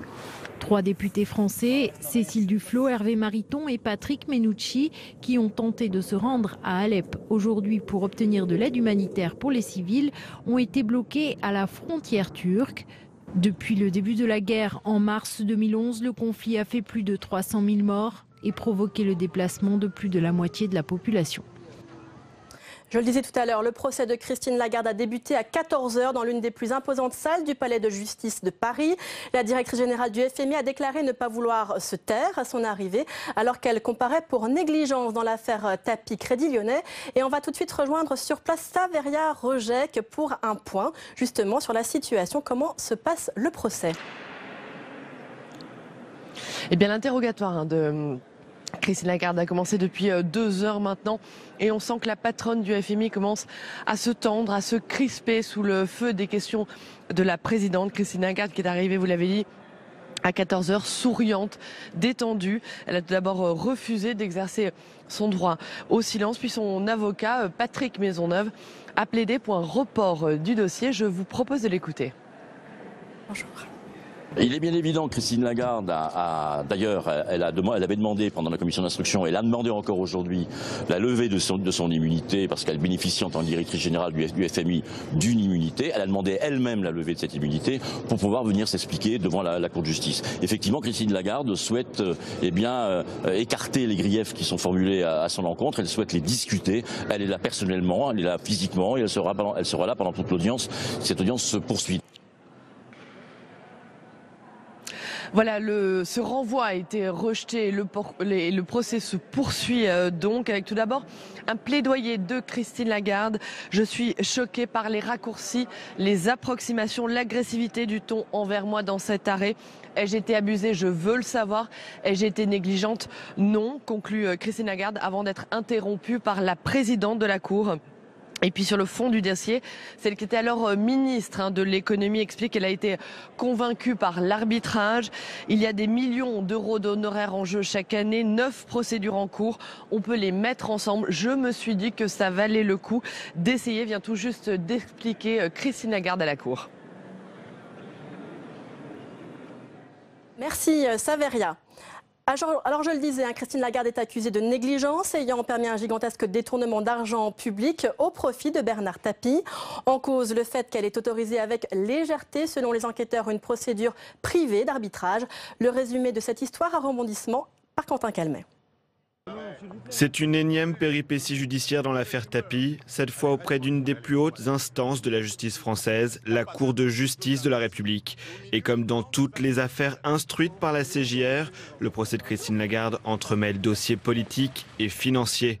Lorsque Christine Lagarde arrive à Bercy en 2007, voilà déjà plus de 10 ans que Bernard Tapie est au cœur d'une interminable bataille judiciaire. L'homme d'affaires s'estime lésé dans la vente d'Adidas par un organisme public chargé de liquider la dette du Crédit Lyonnais. La ministre de Nicolas Sarkozy décide de trancher le différend une bonne fois pour toutes en faisant appel à un arbitrage privé. Une décision sur laquelle la ministre n'a jamais émis de regret. Je considère toujours que j'ai agi dans l'intérêt de l'État, conformément à la loi, et j'ai ma conscience pour moi dans cette affaire. C'est pourtant le recours à cet arbitrage privé qui est aujourd'hui reproché à la patronne du FMI. Elle comparaît pour négligence grave ayant rendu possible un détournement de fonds publics. L'arbitrage avait rapporté 404 millions d'euros à Bernard Tapie. Un procès hors norme et quelques grandes questions à trancher. Les 3 arbitres étaient-ils acquis à la cause de Bernard Tapie? Christine Lagarde a-t-elle couvert cette partialité? Et enfin, pourquoi la ministre n'a-t-elle pas déposé de recours après la décision d'arbitrage? Christine Lagarde encourt jusqu'à 1 an de prison et 15 000 euros d'amende. Et je vous en parlais dans les titres, François Hollande multiplie aujourd'hui les rencontres autour du conflit syrien. Et justement, on va faire le point sur la situation à Alep et à Palmyre avec Agnès Levallois. Elle est l'invitée de Nora Hamadi. Le face-à-face, c'est tout de suite.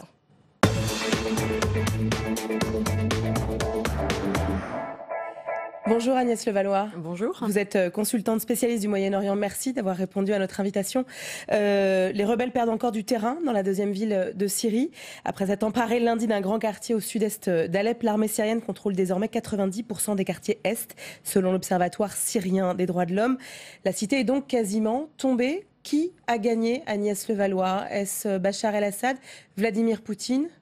Je dirais que personne n'a gagné dans cette bataille d'Alep, puisqu'on voit bien que le fait que les forces gouvernementales appuyées par les Russes, mais également par les milices iraniennes, irakiennes et le Hezbollah libanais, ont réussi à prendre le contrôle de la partie qui était sous la responsabilité des rebelles, mais avec d'abord de grandes difficultés et au prix surtout d'une ville qui est complètement détruite. Donc je ne pense pas qu'on puisse à partir de là parler de victoire pour l'un ou pour l'autre, et en tous les cas encore moins pour les troupes de Bachar el-Assad, parce que seules d'abord ces troupes n'arrivent absolument pas à reprendre le contrôle sur le territoire, et que je ne vois pas les aides extérieures rester indéfiniment aux côtés des troupes de Bachar el-Assad pour lui permettre de garder justement le contrôle sur cette ville. C'est-à-dire que Bachar el-Assad est un pantin ? Je crois qu'il n'a plus beaucoup de capacité, en tous les cas, d'action seul. Il ne fait rien tout seul. On sait très bien que la stratégie militaire n'est pas du tout définie par lui, mais est définie avant tout par les Russes et par les Iraniens. Et que lui a évidemment des objectifs qu'il affiche, et on le voit régulièrement dans des interviews dire qu'il va reprendre le contrôle de l'ensemble du territoire, ce qui est absolument faux, parce qu'il n'est pas capable de le faire. Il a une armée qui aujourd'hui est extrêmement affaiblie, puisqu'on est à plus de 5 ans de combat, et que l'objectif, d'ailleurs un des objectifs pour lui en reprenant la zone contrôlée par les rebelles, c'est d'essayer de récupérer les jeunes Syriens pour les enrôler dans l'armée, pour essayer de reconstituer les rangs de cette armée qui est dans un état de faiblesse extrême. Mais ce n'est pas la fin de la guerre. La chute d'Alep ne signera pas la fin de la guerre. Non, loin de là. D'ailleurs, c'était très intéressant, si je puis dire, de voir qu'au moment où les forces gouvernementales et les différents alliés de Bachar el-Assad sont en train de prendre Alep, on voit une bataille qui est en train de se dérouler à Palmyre. Donc c'est bien la preuve. Daesh a repris Palmyre, effectivement, il y a quelques heures. Et donc on voit bien qu'on n'est absolument pas dans la fin de la guerre, et que si les combattants de l'État islamique ont réussi à reprendre Palmyre comme ils l'ont fait ce week-end, c'est parce que justement les troupes de Bachar el-Assad ont enlevé un certain nombre de soldats qui étaient dans la région de Palmyre pour les mettre à Alep, pour aider à reprendre la ville, et qu'aujourd'hui on a des forces qui sont absolument incapables, dans l'incapacité totale de pouvoir garder des positions sur l'ensemble du territoire. Donc là il y a un choix qui a été fait très clair de la part de Bachar el-Assad, ou plutôt dirais-je de la part des Russes, qui était de garder ce qu'on appelle de plus en plus la Syrie utile. C'est quoi? C'est Damas, Homs, une ville que les troupes de Bachar el-Assad ont repris, et Alep, et en laissant finalement de côté la région de Palmyre, la région de Raqqa qui est le siège des combattants d'État islamique, avec une idée très simple de la part des Russes, c'est de se dire finalement c'est la coalition internationale qui va s'occuper de combattre véritablement contre Daesh, et on aide les forces gouvernementales à prendre Alep, en sachant très bien qu'il n'y a aucun combattant de Daesh dans la ville d'Alep. Mais là, il y a une forme de cynisme absolu dans ce que vous êtes en train de dire. Vladimir Poutine pose le soutien à Bachar el-Assad depuis des années dans le cadre en fait de la lutte contre le terrorisme islamique. Donc pourquoi abandonner à ce point la lutte contre Daesh au profit des Américains, au profit des Occidentaux? Parce que l'idée, c'est que pour l'objectif numéro 1 de Vladimir Poutine, c'est de montrer que c'est lui qui a les cartes en main sur la Syrie, que c'est lui qui gère le dossier syrien. En gros, c'est un mandat, en fait, la Syrie est un mandat pour Vladimir Poutine pour montrer au monde que la Russie est de retour en pleine puissance. Oui, il y a absolument, cet élément est absolument évident, et que c'est vrai qu'on voit bien que dans l'histoire de combattre Daesh, la coalition internationale menée par les États-Unis a décidé de se lancer dans cette lutte contre Daesh, et donc pour les Russes, il est beaucoup plus intéressant, si je puis dire aujourd'hui, de prêter main forte aux forces gouvernementales pour reprendre Alep, et pour bien montrer finalement que c'est eux qui décident, et que c'est eux qui auront les cartes en main le jour où la négociation sera lancée, parce qu'il y aura forcément un jour où la négociation va commencer. Et si les Russes aident Bachar el-Assad à reprendre Alep, ils auront le sentiment d'être en position de force, et d'une certaine manière déléguant la gestion contre Daesh aux forces occidentales, parce que, puisqu'ils sont déjà là, autant que ce soit eux qui fassent ce travail. Ouais. Alors pendant ce temps-là, François Hollande recevait aujourd'hui à l'Elysée le représentant de l'opposition syrienne, Riyad Hijab. Il lance un ultimatum humanitaire aux côtés des ONG cet après-midi. Quel poids a encore la France, quel poids ont encore en fait les forces occidentales, notamment les États-Unis, dans ce conflit? Alors je pense que si les États-Unis voulaient jouer un rôle, évidemment ils pourraient, parce que c'est quand même la première puissance. Barack Obama n'a pas voulu de ce rôle. Non, il n'en veut pas. Et donc l'objectif aussi aujourd'hui des Russes, qu'est-ce que c'est de gagner du temps pendant cette période transitoire entre la fin du mandat d'Obama, avant l'arrivée de Trump aux affaires. Et là, il a encore un mois devant lui pour acquérir le maximum de gains sur le terrain, et de montrer que tout va passer par lui. Et à côté de ça, ce qui est absolument terrible, c'est que l'Europe est complètement inexistante sur la crise syrienne depuis le début, que la France a essayé d'être active. Dès le départ, la France a eu des propos très engagés de soutien à l'opposition, mais finalement, ça a été beaucoup des paroles et très peu d'actes concrets, parce que la France tout seule ne peut pas faire grand-chose. Et si elle n'est pas capable d'entraîner avec elle d'autres pays pour représenter une alternative, ça n'existe plus. Et aujourd'hui, finalement, la France est complètement marginalisée dans le cas de ce règlement, parce que toute seule, elle ne peut pas, et qu'elle n'a pas réussi à entraîner les pays européens. Donc la France se contente, alors vous me direz c'est mieux que rien, effectivement, de faire des appels à l'aide humanitaire, mais même ça, on voit bien que c'est très peu suivi d'effet sur le terrain, et que la voix de la France, même dans le domaine humanitaire, est finalement extrêmement limitée en termes de capacité d'action sur le terrain. Alors il y a la voix de la France qui est extrêmement limitée, il y a la voix de l'ONU, effectivement aussi, et on voit à quel point peut-être possiblement Alep deviendra demain symbole du tombeau de l'Organisation des Nations Unies. Les Nations Unies n'arrivent pas non plus en fait à obtenir des corridors humanitaires. Certains de leurs corridors ont même été bombardés, des hôpitaux ont été bombardés, des dispensaires. Est-ce à dire que Alep aujourd'hui va signer l'ONU comme l'ex-Société des Nations, c'est-à-dire une organisation internationale qui va se fracasser à l'aune peut-être d'une prochaine guerre encore plus large, comme cela a été le cas. C'est vrai que l'affaire syrienne est absolument dramatique et catastrophique en termes de crédibilité de cette communauté internationale qui a été incapable dès le départ d'adopter une position, de s'y tenir et d'être cohérente entre les propos tenus et l'action sur le terrain. On n'a vu aucune action. On a vu 3 représentants de l'ONU se succéder, chacun jetant l'éponge au bout d'un moment parce que John Kerry qui appelait encore ce week-end à la compassion du Kremlin. Et quand on en est réduit, si je puis dire, à utiliser des termes comme compassion alors qu'on est la première puissance internationale et qu'on devrait avoir une capacité à agir, c'est absolument terrifiant. Donc j'ai tendance à dire, et même si l'image est peut-être trop forte, que les Américains ont donné les clés de la Syrie à Vladimir Poutine, que celui-ci s'en est évidemment emparé, il aurait eu tort de ne pas le faire, que Poutine a besoin, en étant en perpétuel mouvement, de montrer qu'il est là, il occupe le terrain, quelles que soient les conséquences. C'est vrai que ce qui se passe à Alep ressemble beaucoup à ce qui s'est passé à Grozny, la Tchétchénie, au début des années 2000. On rase. C'est une stratégie de Vladimir Poutine, c'est-à-dire que Grozny a été totalement détruit et l'idée c'était d'anéantir complètement la rébellion tchétchène et de mettre en place quelque chose, mais qu'on attend possiblement toujours. Oui, puis c'est une façon de dire, de toute façon, la population, on n'en a rien à faire. Je veux dire, on élimine de la carte toute opposition et c'est la raison pour laquelle il n'y a plus un seul hôpital. Et au-delà aujourd'hui des morts sur le terrain, je veux dire, des militaires ou de ceux qui se battent, on voit bien qu'aujourd'hui, il y a des dizaines, des centaines de morts simplement parce que les malades n'ont plus de médicaments, n'ont plus accès aux soins et qu'ils ne meurent pas tous forcément suite à des bombardements, mais ils meurent aussi tous ceux qui ont des maladies chroniques parce qu'il n'y a plus le premier médicament qui rentre à Alep-Est. Et ça, c'est une stratégie délibérée de la part des Russes de bien montrer à la population, vous voyez, vous voulez soutenir les rebelles, vous voulez rester côté rebelles, et bien de toute façon, on va vous éliminer jusqu'au dernier. Ce qui a conduit donc une délégation de parlementaires français qui tentent de rejoindre Alep aujourd'hui par la Turquie. Ils sont pour le moment bloqués à la frontière russe. Cécile Duflot, Patrick Menucci, Hervé Mariton. Est-ce que ça sert encore à quelque chose ? Ça arrive bien tard. Ma réaction, c'est de me dire, mais il a fallu 5 ans et demi pour qu'il y ait une réaction. Alors, ça fait pas 5 ans et demi que Alep est encerclée, mais ça fait maintenant de nombreux mois que cette ville drame que l'on connaît. Il y a eu la même chose à Homs auparavant. Il n'y a pas eu la première mobilisation. Donc, évidemment, si ça peut servir à quelque chose, pourquoi pas ? Mais je crois que c'est une action extrêmement limitée. Est-ce que ça peut avoir peut-être le mérite, si de donner un peu un électrochoc ? Mais ça arrive bien tard par rapport aux enjeux, par rapport au drame que vit la population d'Alep et la population syrienne de façon générale maintenant depuis plus de 5 ans. Je crois que là, il y a eu une démission de la part de la communauté internationale par rapport à ce qui se passe en Syrie, avec le brouillage du terrorisme qui fait qu'aujourd'hui, plus personne n'arrive à raisonner correctement parce qu'il y a cette espèce d'épouvantail du terrorisme qui est une réalité contre laquelle il faut se battre.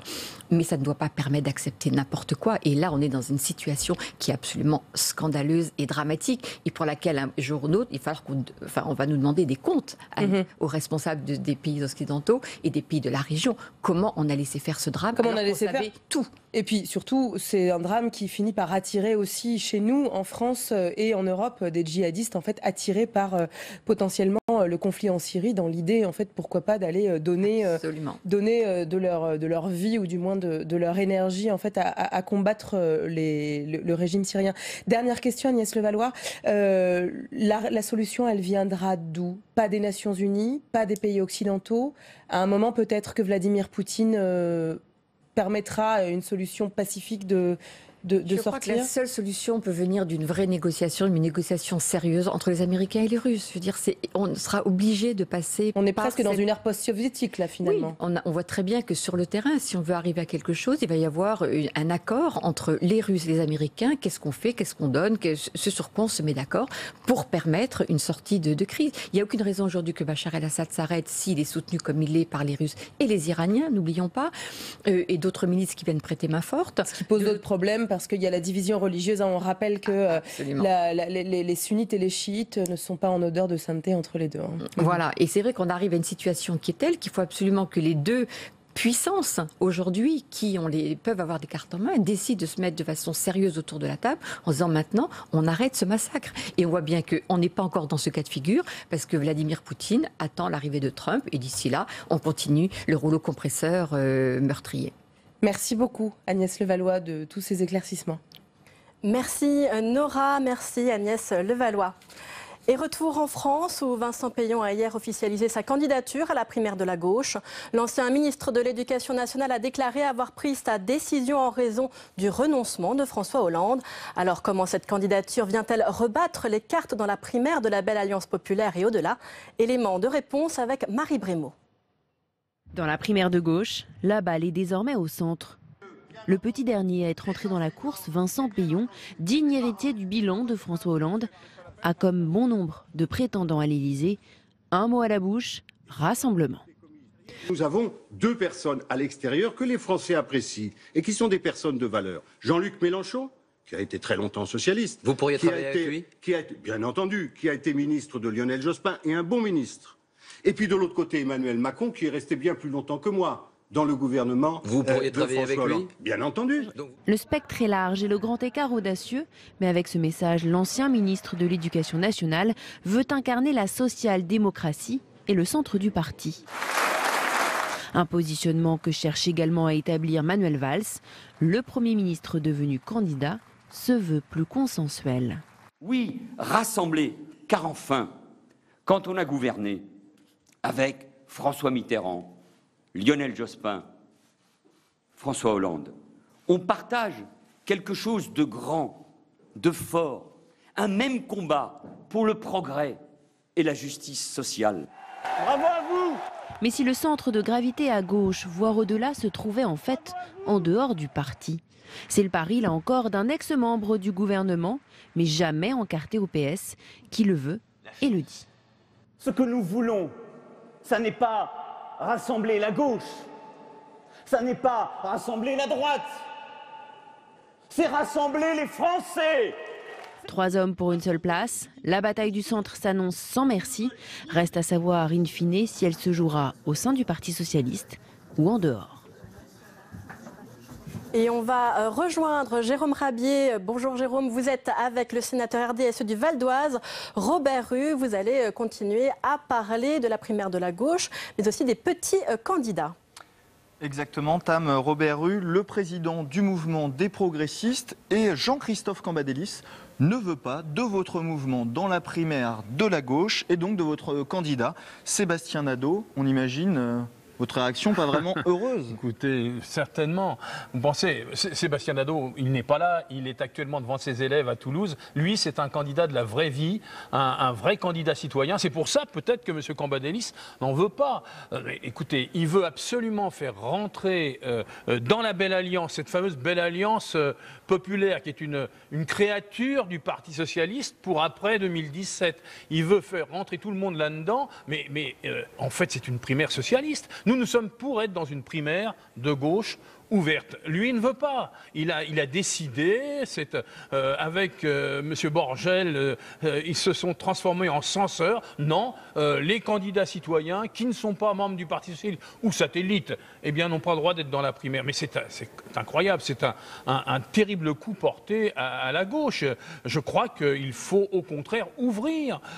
Sébastien Nadeau, s'il pouvait venir dire pourquoi lui, il prétend pouvoir être candidat à la présidence de la République et en même temps dire qu'il n'est pas ce professionnel. Ils sont tous des professionnels de la politique. Regardez, Monsieur Valls, Monsieur Montebourg, Monsieur Hamon, on peut y ajouter même Mélenchon, ils ont tous été ministres socialistes. Ils sont issus de la social-démocratie et qui laissent un peu la place, effectivement, pour que l'on entende des voix d'une génération nouvelle comme Sébastien Nadeau. Il demande que ça. Et il veut simplement venir parler au même titre que les autres pour montrer qu'il y a des idées nouvelles dans cette génération. Et moi qui ai été dans cette élite-là, eh bien aujourd'hui je dis qu'il faut laisser la place à cette jeune génération. Laisser la place, c'est le titre de votre dernier ouvrage. Vous dites le PS en fait verrouille la primaire et veut presque choisir ceux qui ont le droit de participer ou pas. Ah oui, c'est à la tête du client. On décide ceux qui vont gêner le moins possible. Monsieur Valls, disons, c'est la préparation d'une sorte de pré-congrès à la veille je pense même qu'après avoir mis, sans trop d'efforts, avoir mis François Hollande dans les cordes, il prépare déjà l'après 2017. On se demande s'ils veulent vraiment que la gauche soit présente dans cette élection, au deuxième tour en tous les cas. Moi, je suis pour l'union la plus large possible, mais elle ne sera large que si elle est pluraliste, que si à côté de ces anciens là qui ont tous été ministres, plus ou moins jeunes, il y a la place pour une autre génération. Donc voilà, c'est ce que j'ai voulu leur dire et c'est ce que je dis aujourd'hui. C'est gravissime. Ce week-end, il y a eu un autre candidat qui s'est déclaré, Vincent Peillon, lui aussi ancien ministre de l'Éducation nationale de François Hollande. Il se pose en point d'équilibre de la gauche. Est-ce que vous le trouvez vraiment au cœur de la gauche, on va dire, entre Mélenchon et Macron? Écoutez, pour le moment, Mélenchon et Macron ne sont pas dans la primaire de la Belle Alliance et ils n'ont pas l'intention d'y être visiblement. Et lui, il rentre dans la primaire de la Belle Alliance. Il vient rejoindre ses amis anciens ministres. C'est le club des anciens ministres. Écoutez, non, il faut ouvrir. Je crois qu'il n'y a pas de point d'équilibre tant qu'il n'y aura pas une vraie primaire ouverte. Hein, et ouverte aux autres, effectivement, et ceux qui ne veulent pas être dans la primaire telle que la caricature qu'elle est aujourd'hui. Vous dites qu'il faut du renouvellement. Emmanuel Macron se pose comme le chantre du renouvellement. Il dit « Moi, je ne suis pas un professionnel de la vie politique » et il a rassemblé en nombre ce week-end à Paris. Oui, incontestablement, il a rassemblé beaucoup de monde. Hein. Il est un professionnel de la politique. Mais il a rassemblé beaucoup de monde à Paris et...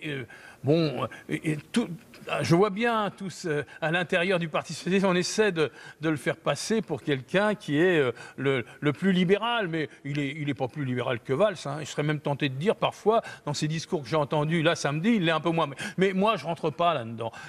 Ce sont des gens qui s'inscrivent dans une démarche social-démocrate, y compris M. Macron. Je respecte cette démarche. Ce que je veux, c'est qu'on puisse entendre Sébastien Nadeau, d'autres voix que celles qui sont issus de ces vieux appareils. Je crois que c'est ça qu'il faut. Si on ne comprend pas que les gens en ont vraiment assez, moi je viens de faire un tour de France, je rencontre des gens qui disent on ne veut plus les voir, et il faut qu'ils se rendent compte de ce qui se passe. Il faut donc de nouveaux visages, de nouvelles idées. Sébastien Nadeau est prêt à venir débattre. De quoi ont-ils peur? Ils ont peur de ce jeune prof de 43 ans de Toulouse. Ils en ont peur. C'est que ces idées sont fortes alors. Donc qu'on laisse ouverte la primaire et qu'elle ne soit pas cette belle alliance populaire, je répète, qui est le faux nez du Parti socialiste. On laisse ouvert le choix au sein de votre groupe RDSE, ici au Sénat. On sent qu'il y a différentes sensibilités, des gens qui sont attirés par Emmanuel Macron, des gens qui vont se rallier sûrement à Manuel Valls, et vous qui soutenez votre candidat Sébastien Nadeau. Différentes sensibilités s'expriment au sein du groupe RDSE. Oui, c'est la caractéristique de ce groupe. C'est pour ça que j'y suis. Parce que vraiment, c'est un groupe où l'espace est libre. On peut avoir ce sentiment. C'est vrai que beaucoup d'entre eux, aujourd'hui, regardent du côté d'Emmanuel Macron. Pas les seuls, il y a beaucoup de socialistes aussi ici qui sont intéressés, d'ailleurs. Et quand on voit l'échec du meeting de la Belle Alliance il y a une semaine, et puis cet immense succès de Macron à la porte de Versailles, il y a là effectivement des gens qui réfléchissent beaucoup à l'avenir. Mais dans ce groupe, en tous les cas, je m'y sens à l'aise. Très bien, je vous remercie Robert Rue pour cette intervention sur la situation à gauche juste avant cette primaire en janvier. Merci Jérôme. Et en période électorale, c'est un sujet qui revient à tous les coups, faire travailler plus les profs. Dans un rapport choc, le sénateur Gérard Longuet, parmi les proches de François Fillon, a préconisé d'augmenter le temps de travail des enseignants et de leur supprimer les heures supplémentaires. Les explications de Géraldine Bavoileau. Travailler plus pour plus de flexibilité dans l'enseignement au collège et au lycée. C'est l'objectif du rapport de Gérard Longuet et ses propositions sont explosives. Il part d'un constat, la hausse continue des heures supplémentaires. Elle coûte 1 milliard chaque année à l'État. La solution, selon lui, est dans la modulation du temps de travail. D'abord, augmenter de 2 heures le temps de travail hebdomadaire des professeurs. Puis, supprimer des options. Par exemple, les langues, elles sont plus de 22 aujourd'hui, ou certains enseignements artistiques. Ensuite, aménager le temps de travail à l'année. Ça consiste à dire, dès qu'un enseignant est absent, par exemple quand on l'envoie en formation ou quand il est malade, il faut que la semaine suivante, il rattrape ses cours. Vu l'organisation du système éducatif actuellement, ça nous semble carrément impossible les créneaux horaires ne sont pas disponibles. Ça supposerait qu'on cale des cours supplémentaires entre midi et 2, après 17h, après 18h. En contrepartie, l'auteur du rapport recommande une augmentation de la rémunération des enseignants, en première partie de carrière notamment. Un rapport qui ressemble à une contribution politique de Gérard Longuet, fidèle soutien de François Fillon, en plein débat électoral sur la réforme de l'enseignement.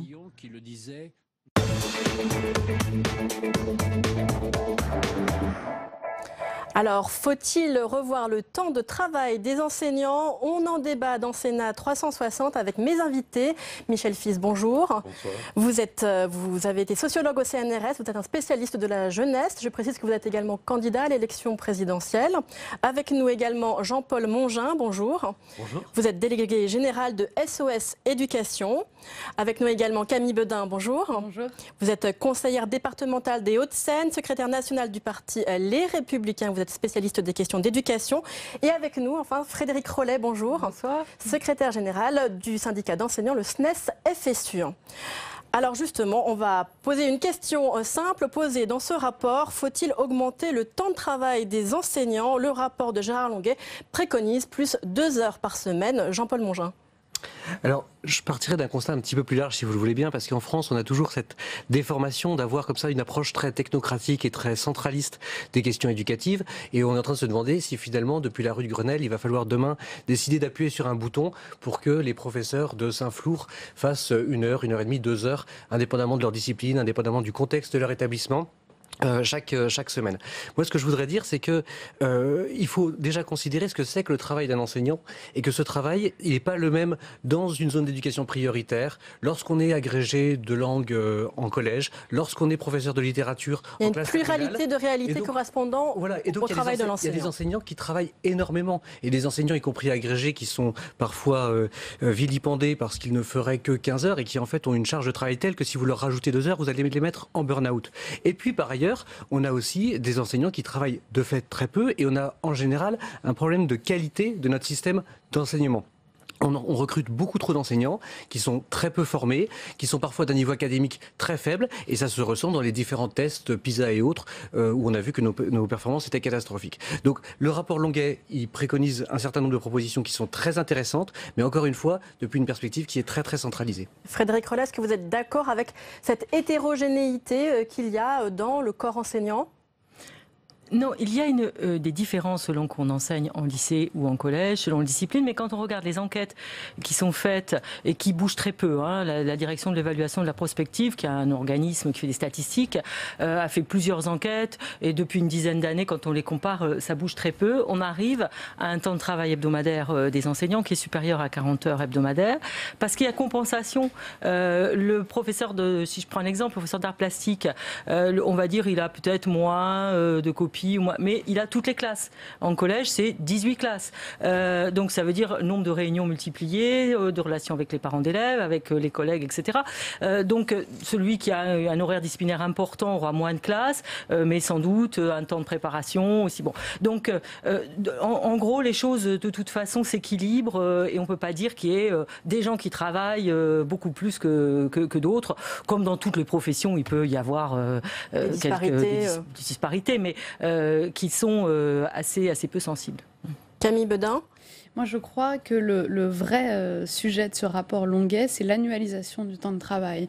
Parce que ce qu'il dit, c'est qu'il ne faut pas... On passe du temps de travail hebdomadaire à annuel. Exactement. Au lieu de considérer une semaine et de fonctionner comme ça toute l'année, on donne aux établissements un nombre d'heures pour l'ensemble des enseignants, et ça fait partie aussi des propositions du candidat François Fillon, de doter un établissement en moyens globaux sur toute une année, pas seulement les heures des enseignants, mais l'ensemble de la dotation, des dotations qui sont données aux établissements. On leur donne l'ensemble sur une année, donc y compris le temps de travail des enseignants, et c'est aux établissements, à eux-mêmes, de décider la façon dont ils vont répartir et utiliser ces moyens.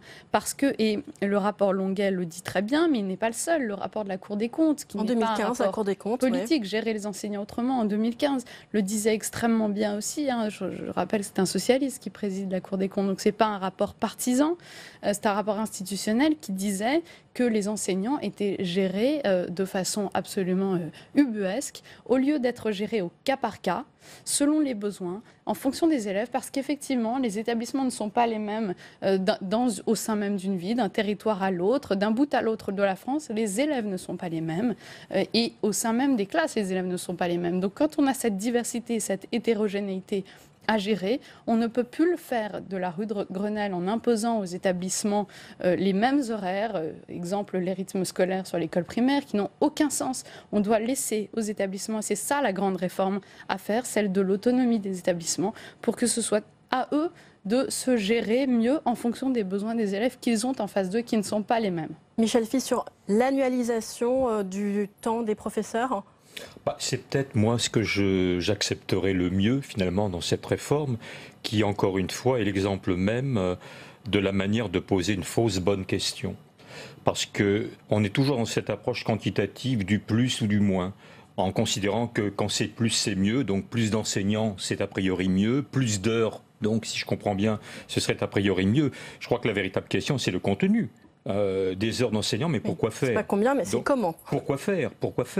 Donc moi, je serais presque même partisan que les enseignants doivent travailler moins, mais avec une réorganisation des contenus où l'enseignement des matières dites traditionnelles, c'est-à-dire que la fonction un peu d'instructeur serait réduite au profit, à mon avis, des véritables apprentissages, développer l'esprit critique, développer effectivement la formation citoyenne. Je pense que les enseignants sont aujourd'hui des éducateurs citoyens, en tout cas, de mon point de vue, c'est ce qu'ils devraient être. Donc peut-être un peu moins de matière et un peu moins, je dirais, de bourrage de discipline, voilà, au profit, encore une fois, d'un éveil de l'esprit critique, d'apprendre à travailler ensemble, d'apprendre à travailler en groupe, tout ce qui a existé mais qui est plus ou moins là, qu'on retrouve d'ailleurs un peu avec la réforme du collège, qui, de mon point de vue, est encore une bonne réforme.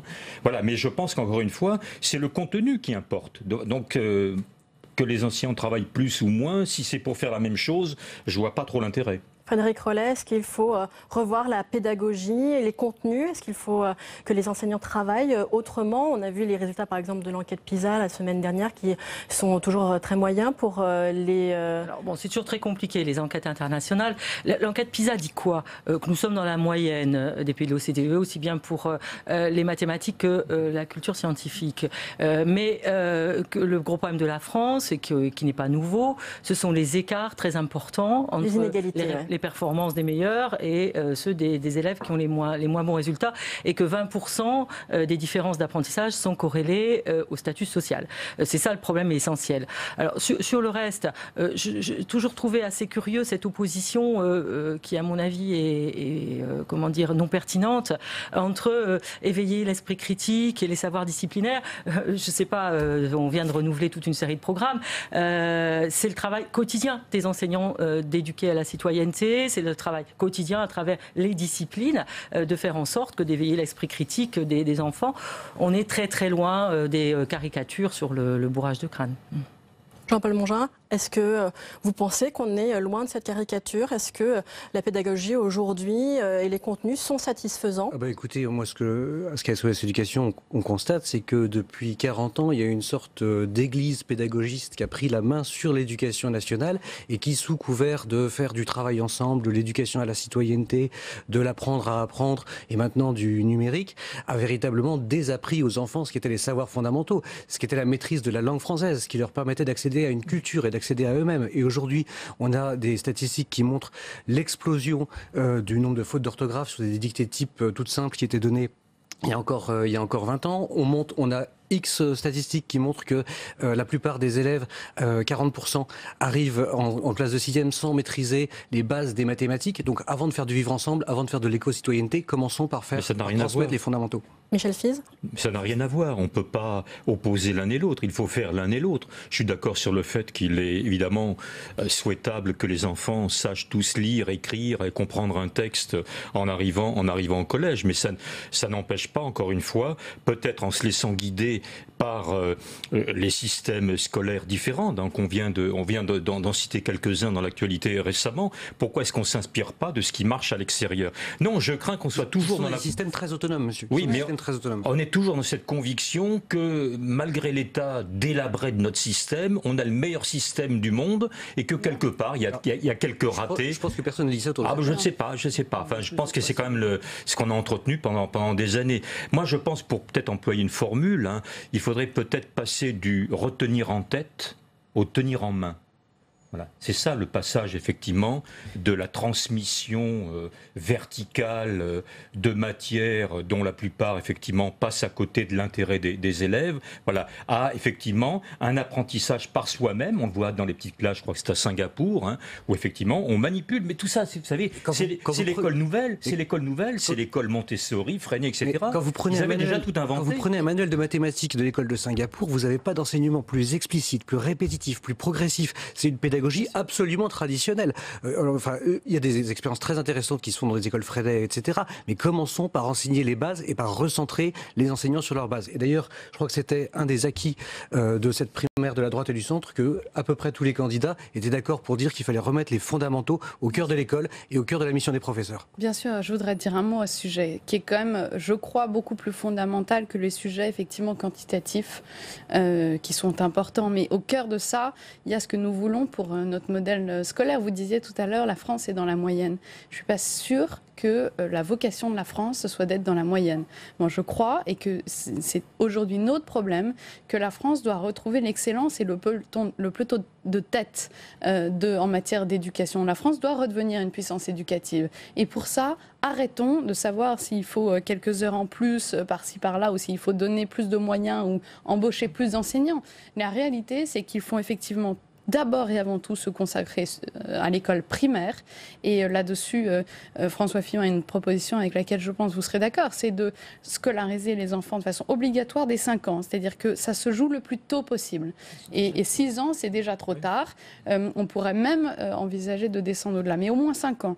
Prendre en charge les enfants de façon obligatoire dès 5 ans. Leur apprendre à lire, à écrire et à compter. Et ça passe par l'enseignement de plus de français dès l'école primaire. Ça passe par des évaluations de nos élèves. Il faut qu'ils n'entrent pas en 6e sans maîtriser ces fondamentaux et que ce 40%-là qui sont une honte pour la France d'avoir un tel score d'élèves qui ne maîtrisent pas les fondamentaux soit une bonne fois pour tout réduit. Tout le reste, pour moi, ne vaudra pas la peine tant qu'on n'aura pas fait ça. Il y a un deuxième sujet qui concerne les enseignants, c'est celui de la formation.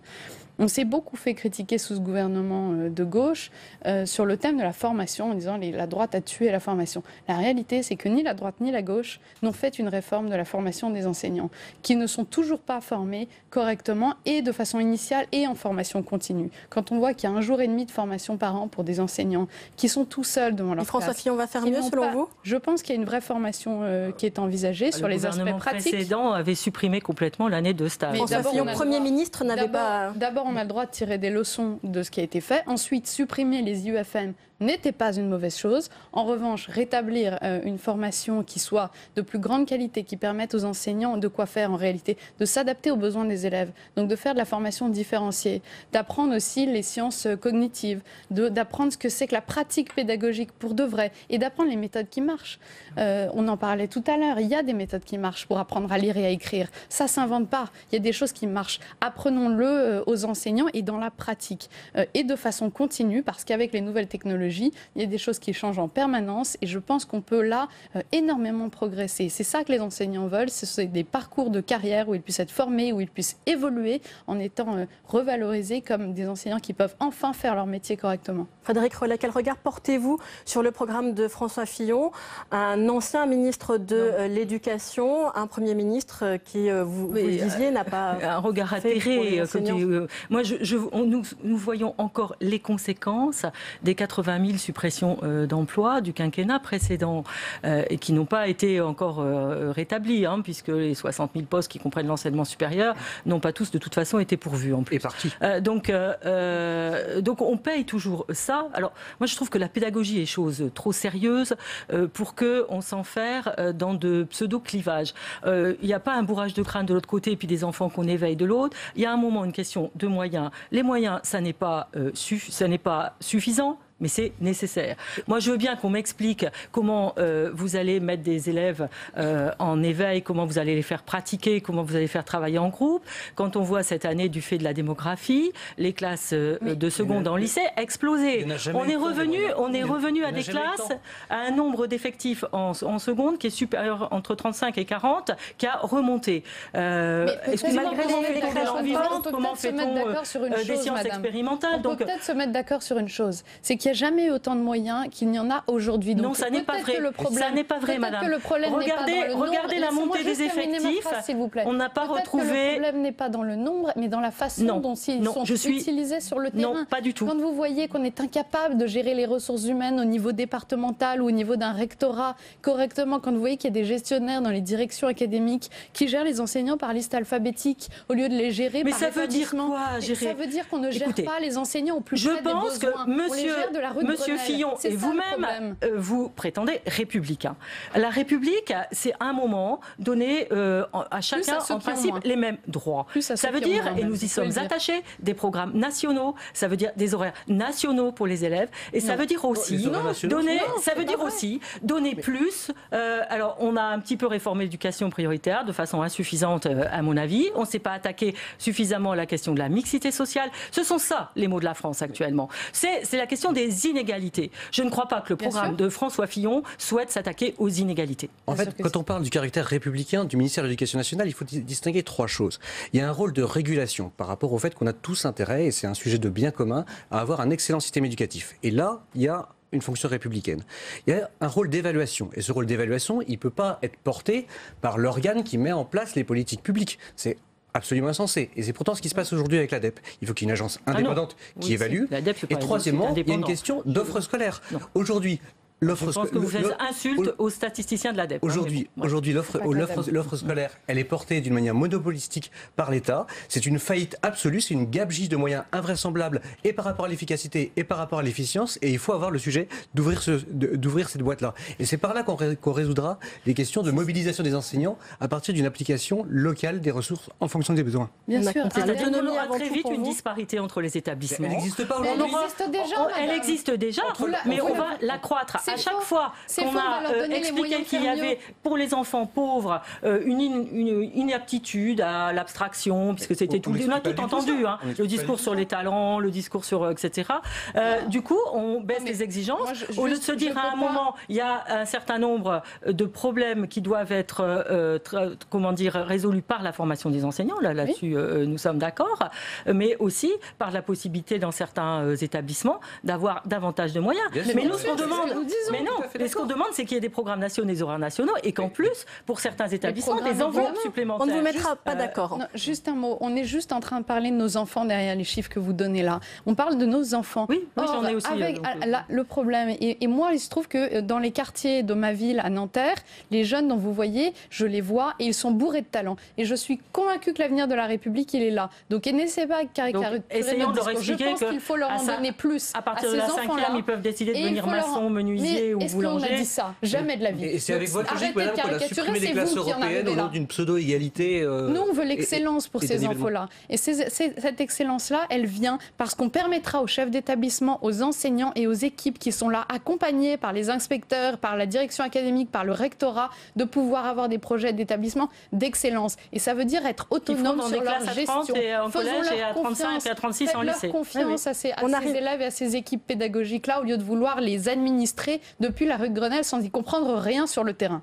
Je voudrais le problème, c'est l'autonomie des équipes, ce qui n'est pas le cas actuellement, ni dans la réforme du collège. Maintenant, on a une autonomie des chefs d'établissement et une autonomie de l'encadrement. Il n'y a pas d'autonomie des chefs d'établissement, ils ne peuvent pas vous recruter ou vous virer les chefs d'établissement.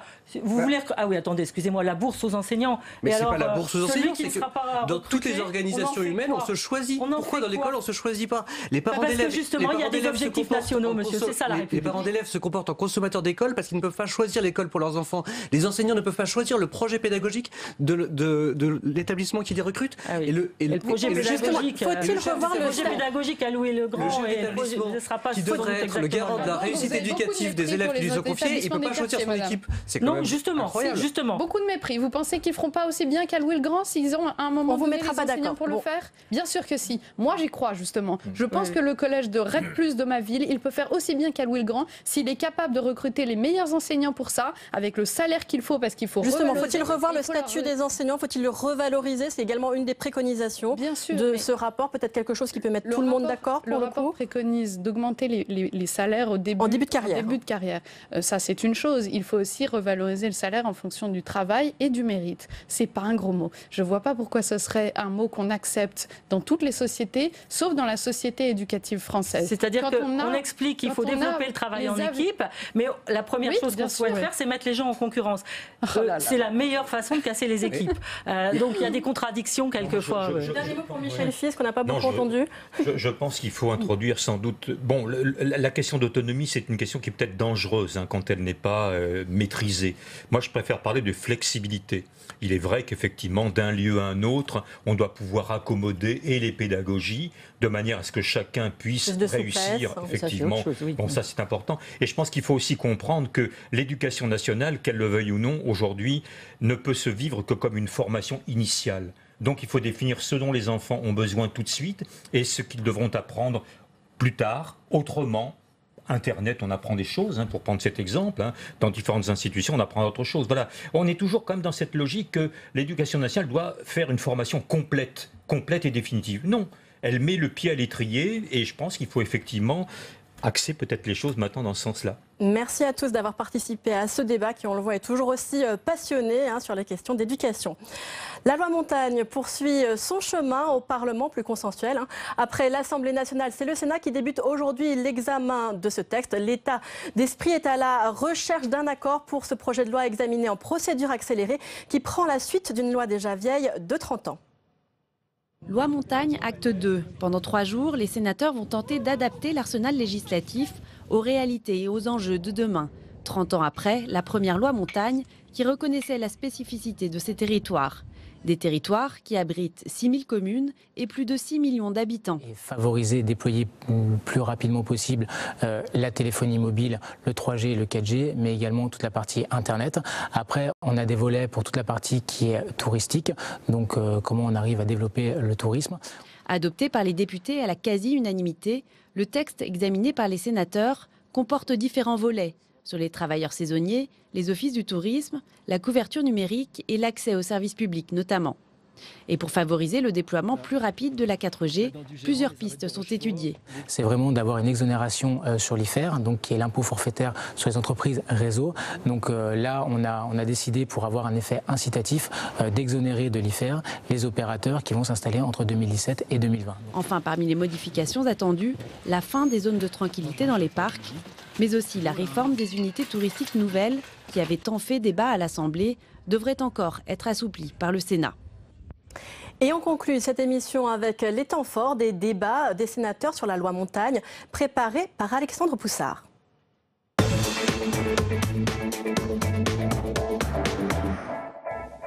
La première loi Montagne de 1985 a constitué un acte fondateur, en établissant le principe d'adaptation en tant que de besoin aux spécificités de nos reliefs. Intervenant après les décennies du plan de neige, 64-77, elle reposait sur un juste équilibre entre le nécessaire développement de ces territoires et l'impératif de protection de leur environnement. 30 ans plus tard, nous pouvons mesurer le caractère visionnaire de ce texte et l'ampleur des innovations qu'il comportait. Définition des zones de montagne, mise en place d'instances représentatives, le Conseil national de la montagne, les comités de massif en matière d'aménagement. Il introduisait aussi d'indispensables dispositifs de maîtrise de l'urbanisme et créait les unités touristiques nouvelles.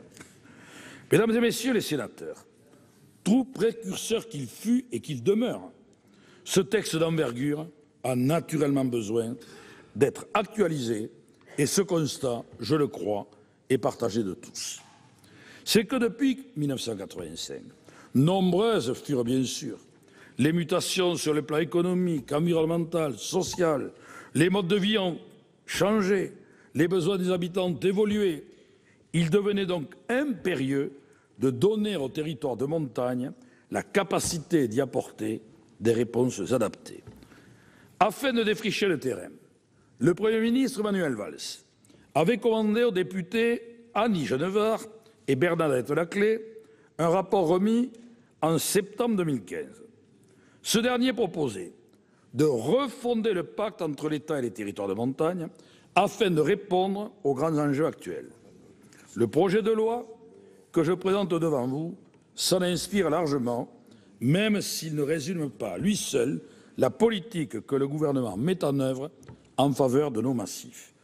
Pour aboutir à ce texte, une approche transpartisane a toujours prévalu, associant directement et constamment les acteurs de la montagne.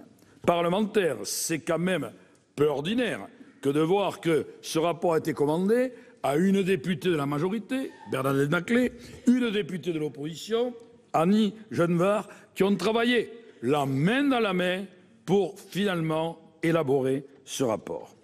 Élus locaux, les associations représentatives des élus locaux et tous les acteurs, qu'ils soient publics ou privés. À l'Assemblée nationale, la Commission des affaires économiques avait été saisie au fond de ce projet de loi. Au Sénat, c'est la Commission de l'aménagement du territoire et du développement durable qui est chargée du texte. Mais elle a délégué 26 articles à la Commission des affaires économiques qui s'est aussi saisie pour avis simple sur 13 autres articles. Nous n'avons pas proposé de bouleversement, Monsieur le ministre, d'un texte voté, comme vous l'avez dit, par les députés à la quasi-unanimité, ce qui témoigne d'un assez large consensus. Mais nous avons adopté 43 amendements qui ne remettent pas en cause l'économie générale du projet de loi. Initialement très peu consistant, son passage à l'Assemblée a permis de l'étoffer et de le renforcer dans des dimensions concrètes pour les habitants, telles que l'accès aux services publics, mais également dans la conception même de ce que doit être une politique pour la montagne. Nous sommes, à ce titre, particulièrement satisfaits que le concept d'aménité, qui permet de prendre en compte les externalités positives et la richesse de ces territoires pour la collectivité nationale, soit très clairement mentionné dans le texte. Malheureusement, et malgré cet effort indéniable, ce projet de loi ne peut être à nos yeux qualifié d'acte 2 de la loi montagne. Il lui manque du souffle et une vision à long terme. En l'état, l'objet de ce texte est simplement de dépoussiérer, et cela était nécessaire, de remettre à niveau la loi de 1985. C'est donc bien évidemment utile, mais cela reste décevant par rapport aux espoirs soulevés. Par nos amendements, nous porterons l'idée de renforcer concrètement ce projet de loi pour répondre aux attentes des habitants de la montagne qui vivent dans ces territoires quotidiennement. Ainsi, alors qu'il est question d'adaptabilité des normes nationales aux spécificités de la montagne, la question institutionnelle est très peu évoquée, alors même que les lois NOTRe et MAPTAN apparaissent en décalage total avec la réalité de la montagne, et nous avions eu à l'époque l'occasion de l'exprimer lors du débat sur ces deux projets de loi. Nous porterons donc plusieurs amendements pour revenir à une échelle plus humaine, plus mesurée, prenant en compte dans cet espace la faiblesse démographique, notamment en ce qui concerne la gestion de l'eau, tout comme la construction des intercommunalités. Par ailleurs, nous notons que rien dans ce projet de loi ne renforce la participation des habitants aux politiques nationales de la montagne, et nous pouvons le regretter. Le groupe écologiste ne peut que souscrire à l'ambition de ce texte, forger des outils adaptés pour un développement des territoires de montagne répondant à leurs spécificités et difficultés particulières. À cet égard, le texte est, malgré quelques points, j'y reviendrai, satisfaisant dans son économie et complètement utile et complète utilement la première loi montagne de 1985. Sur maintenant les questions d'urbanisme en montagne. Chacun comprend la volonté de planification qui se traduira par l'inscription de la procédure des unités touristiques nouvelles dans les SCOT ou les PLU. Mais j'attire notre attention collective quand on parle ici ou là de la double nécessité de simplification de notre droit et de lutte contre les normes, de ne pas créer de dispositifs qui s'avéreraient dissuasifs au moment même où notre économie mérite qu'on accorde une plus grande attention à l'investissement et à la création d'emplois. De la même manière, les conséquences de la loi ALUR en termes de densification dans certaines stations de montagne s'avèrent aller à l'encontre d'un urbanisme durable en montagne et ne permettent pas de prendre en compte les attentes de la population permanente, en engageant une politique volontariste et destinée à maintenir en montagne une population active. Beaucoup de communes de montagne voient leur démographie s'effondrer, Monsieur le Ministre. Et il faut que la loi sur l'urbanisme permette que les habitants, ceux qui y vivent, y travaillent, puissent continuer de le faire. Là aussi, il faut répondre aux inquiétudes plus que légitimes des maires. C'est une affaire de vie quotidienne, c'est une affaire de sécurité, mais aussi de... Sur la question de la couverture mobile, je voudrais profiter de la chance d'avoir la parole à cette tribune, Monsieur le Ministre, pour vous faire part, comme certains de mes collègues l'ont fait, sur tous les bancs, de la colère de nos collègues élus des territoires de montagne. Ils ne comprennent plus que cette question de la couverture mobile ne soit pas réglée depuis longtemps. Je le disais, c'est une affaire de vie quotidienne, de sécurité, mais aussi de compétitivité économique de nos territoires et de crédibilité internationale. Quand vous accueillez des touristes du monde entier, dans des territoires de montagne, dans des stations de ski, pour l'été comme pour l'hiver, ces personnes-là ne comprennent pas d'être dans des zones non couvertes par les réseaux mobiles. Ce texte de loi, Monsieur le Ministre, doit être l'occasion d'acter des avancées majeures dans ce domaine et je compte sur le bon déroulement des débats pour que nous y parvenions.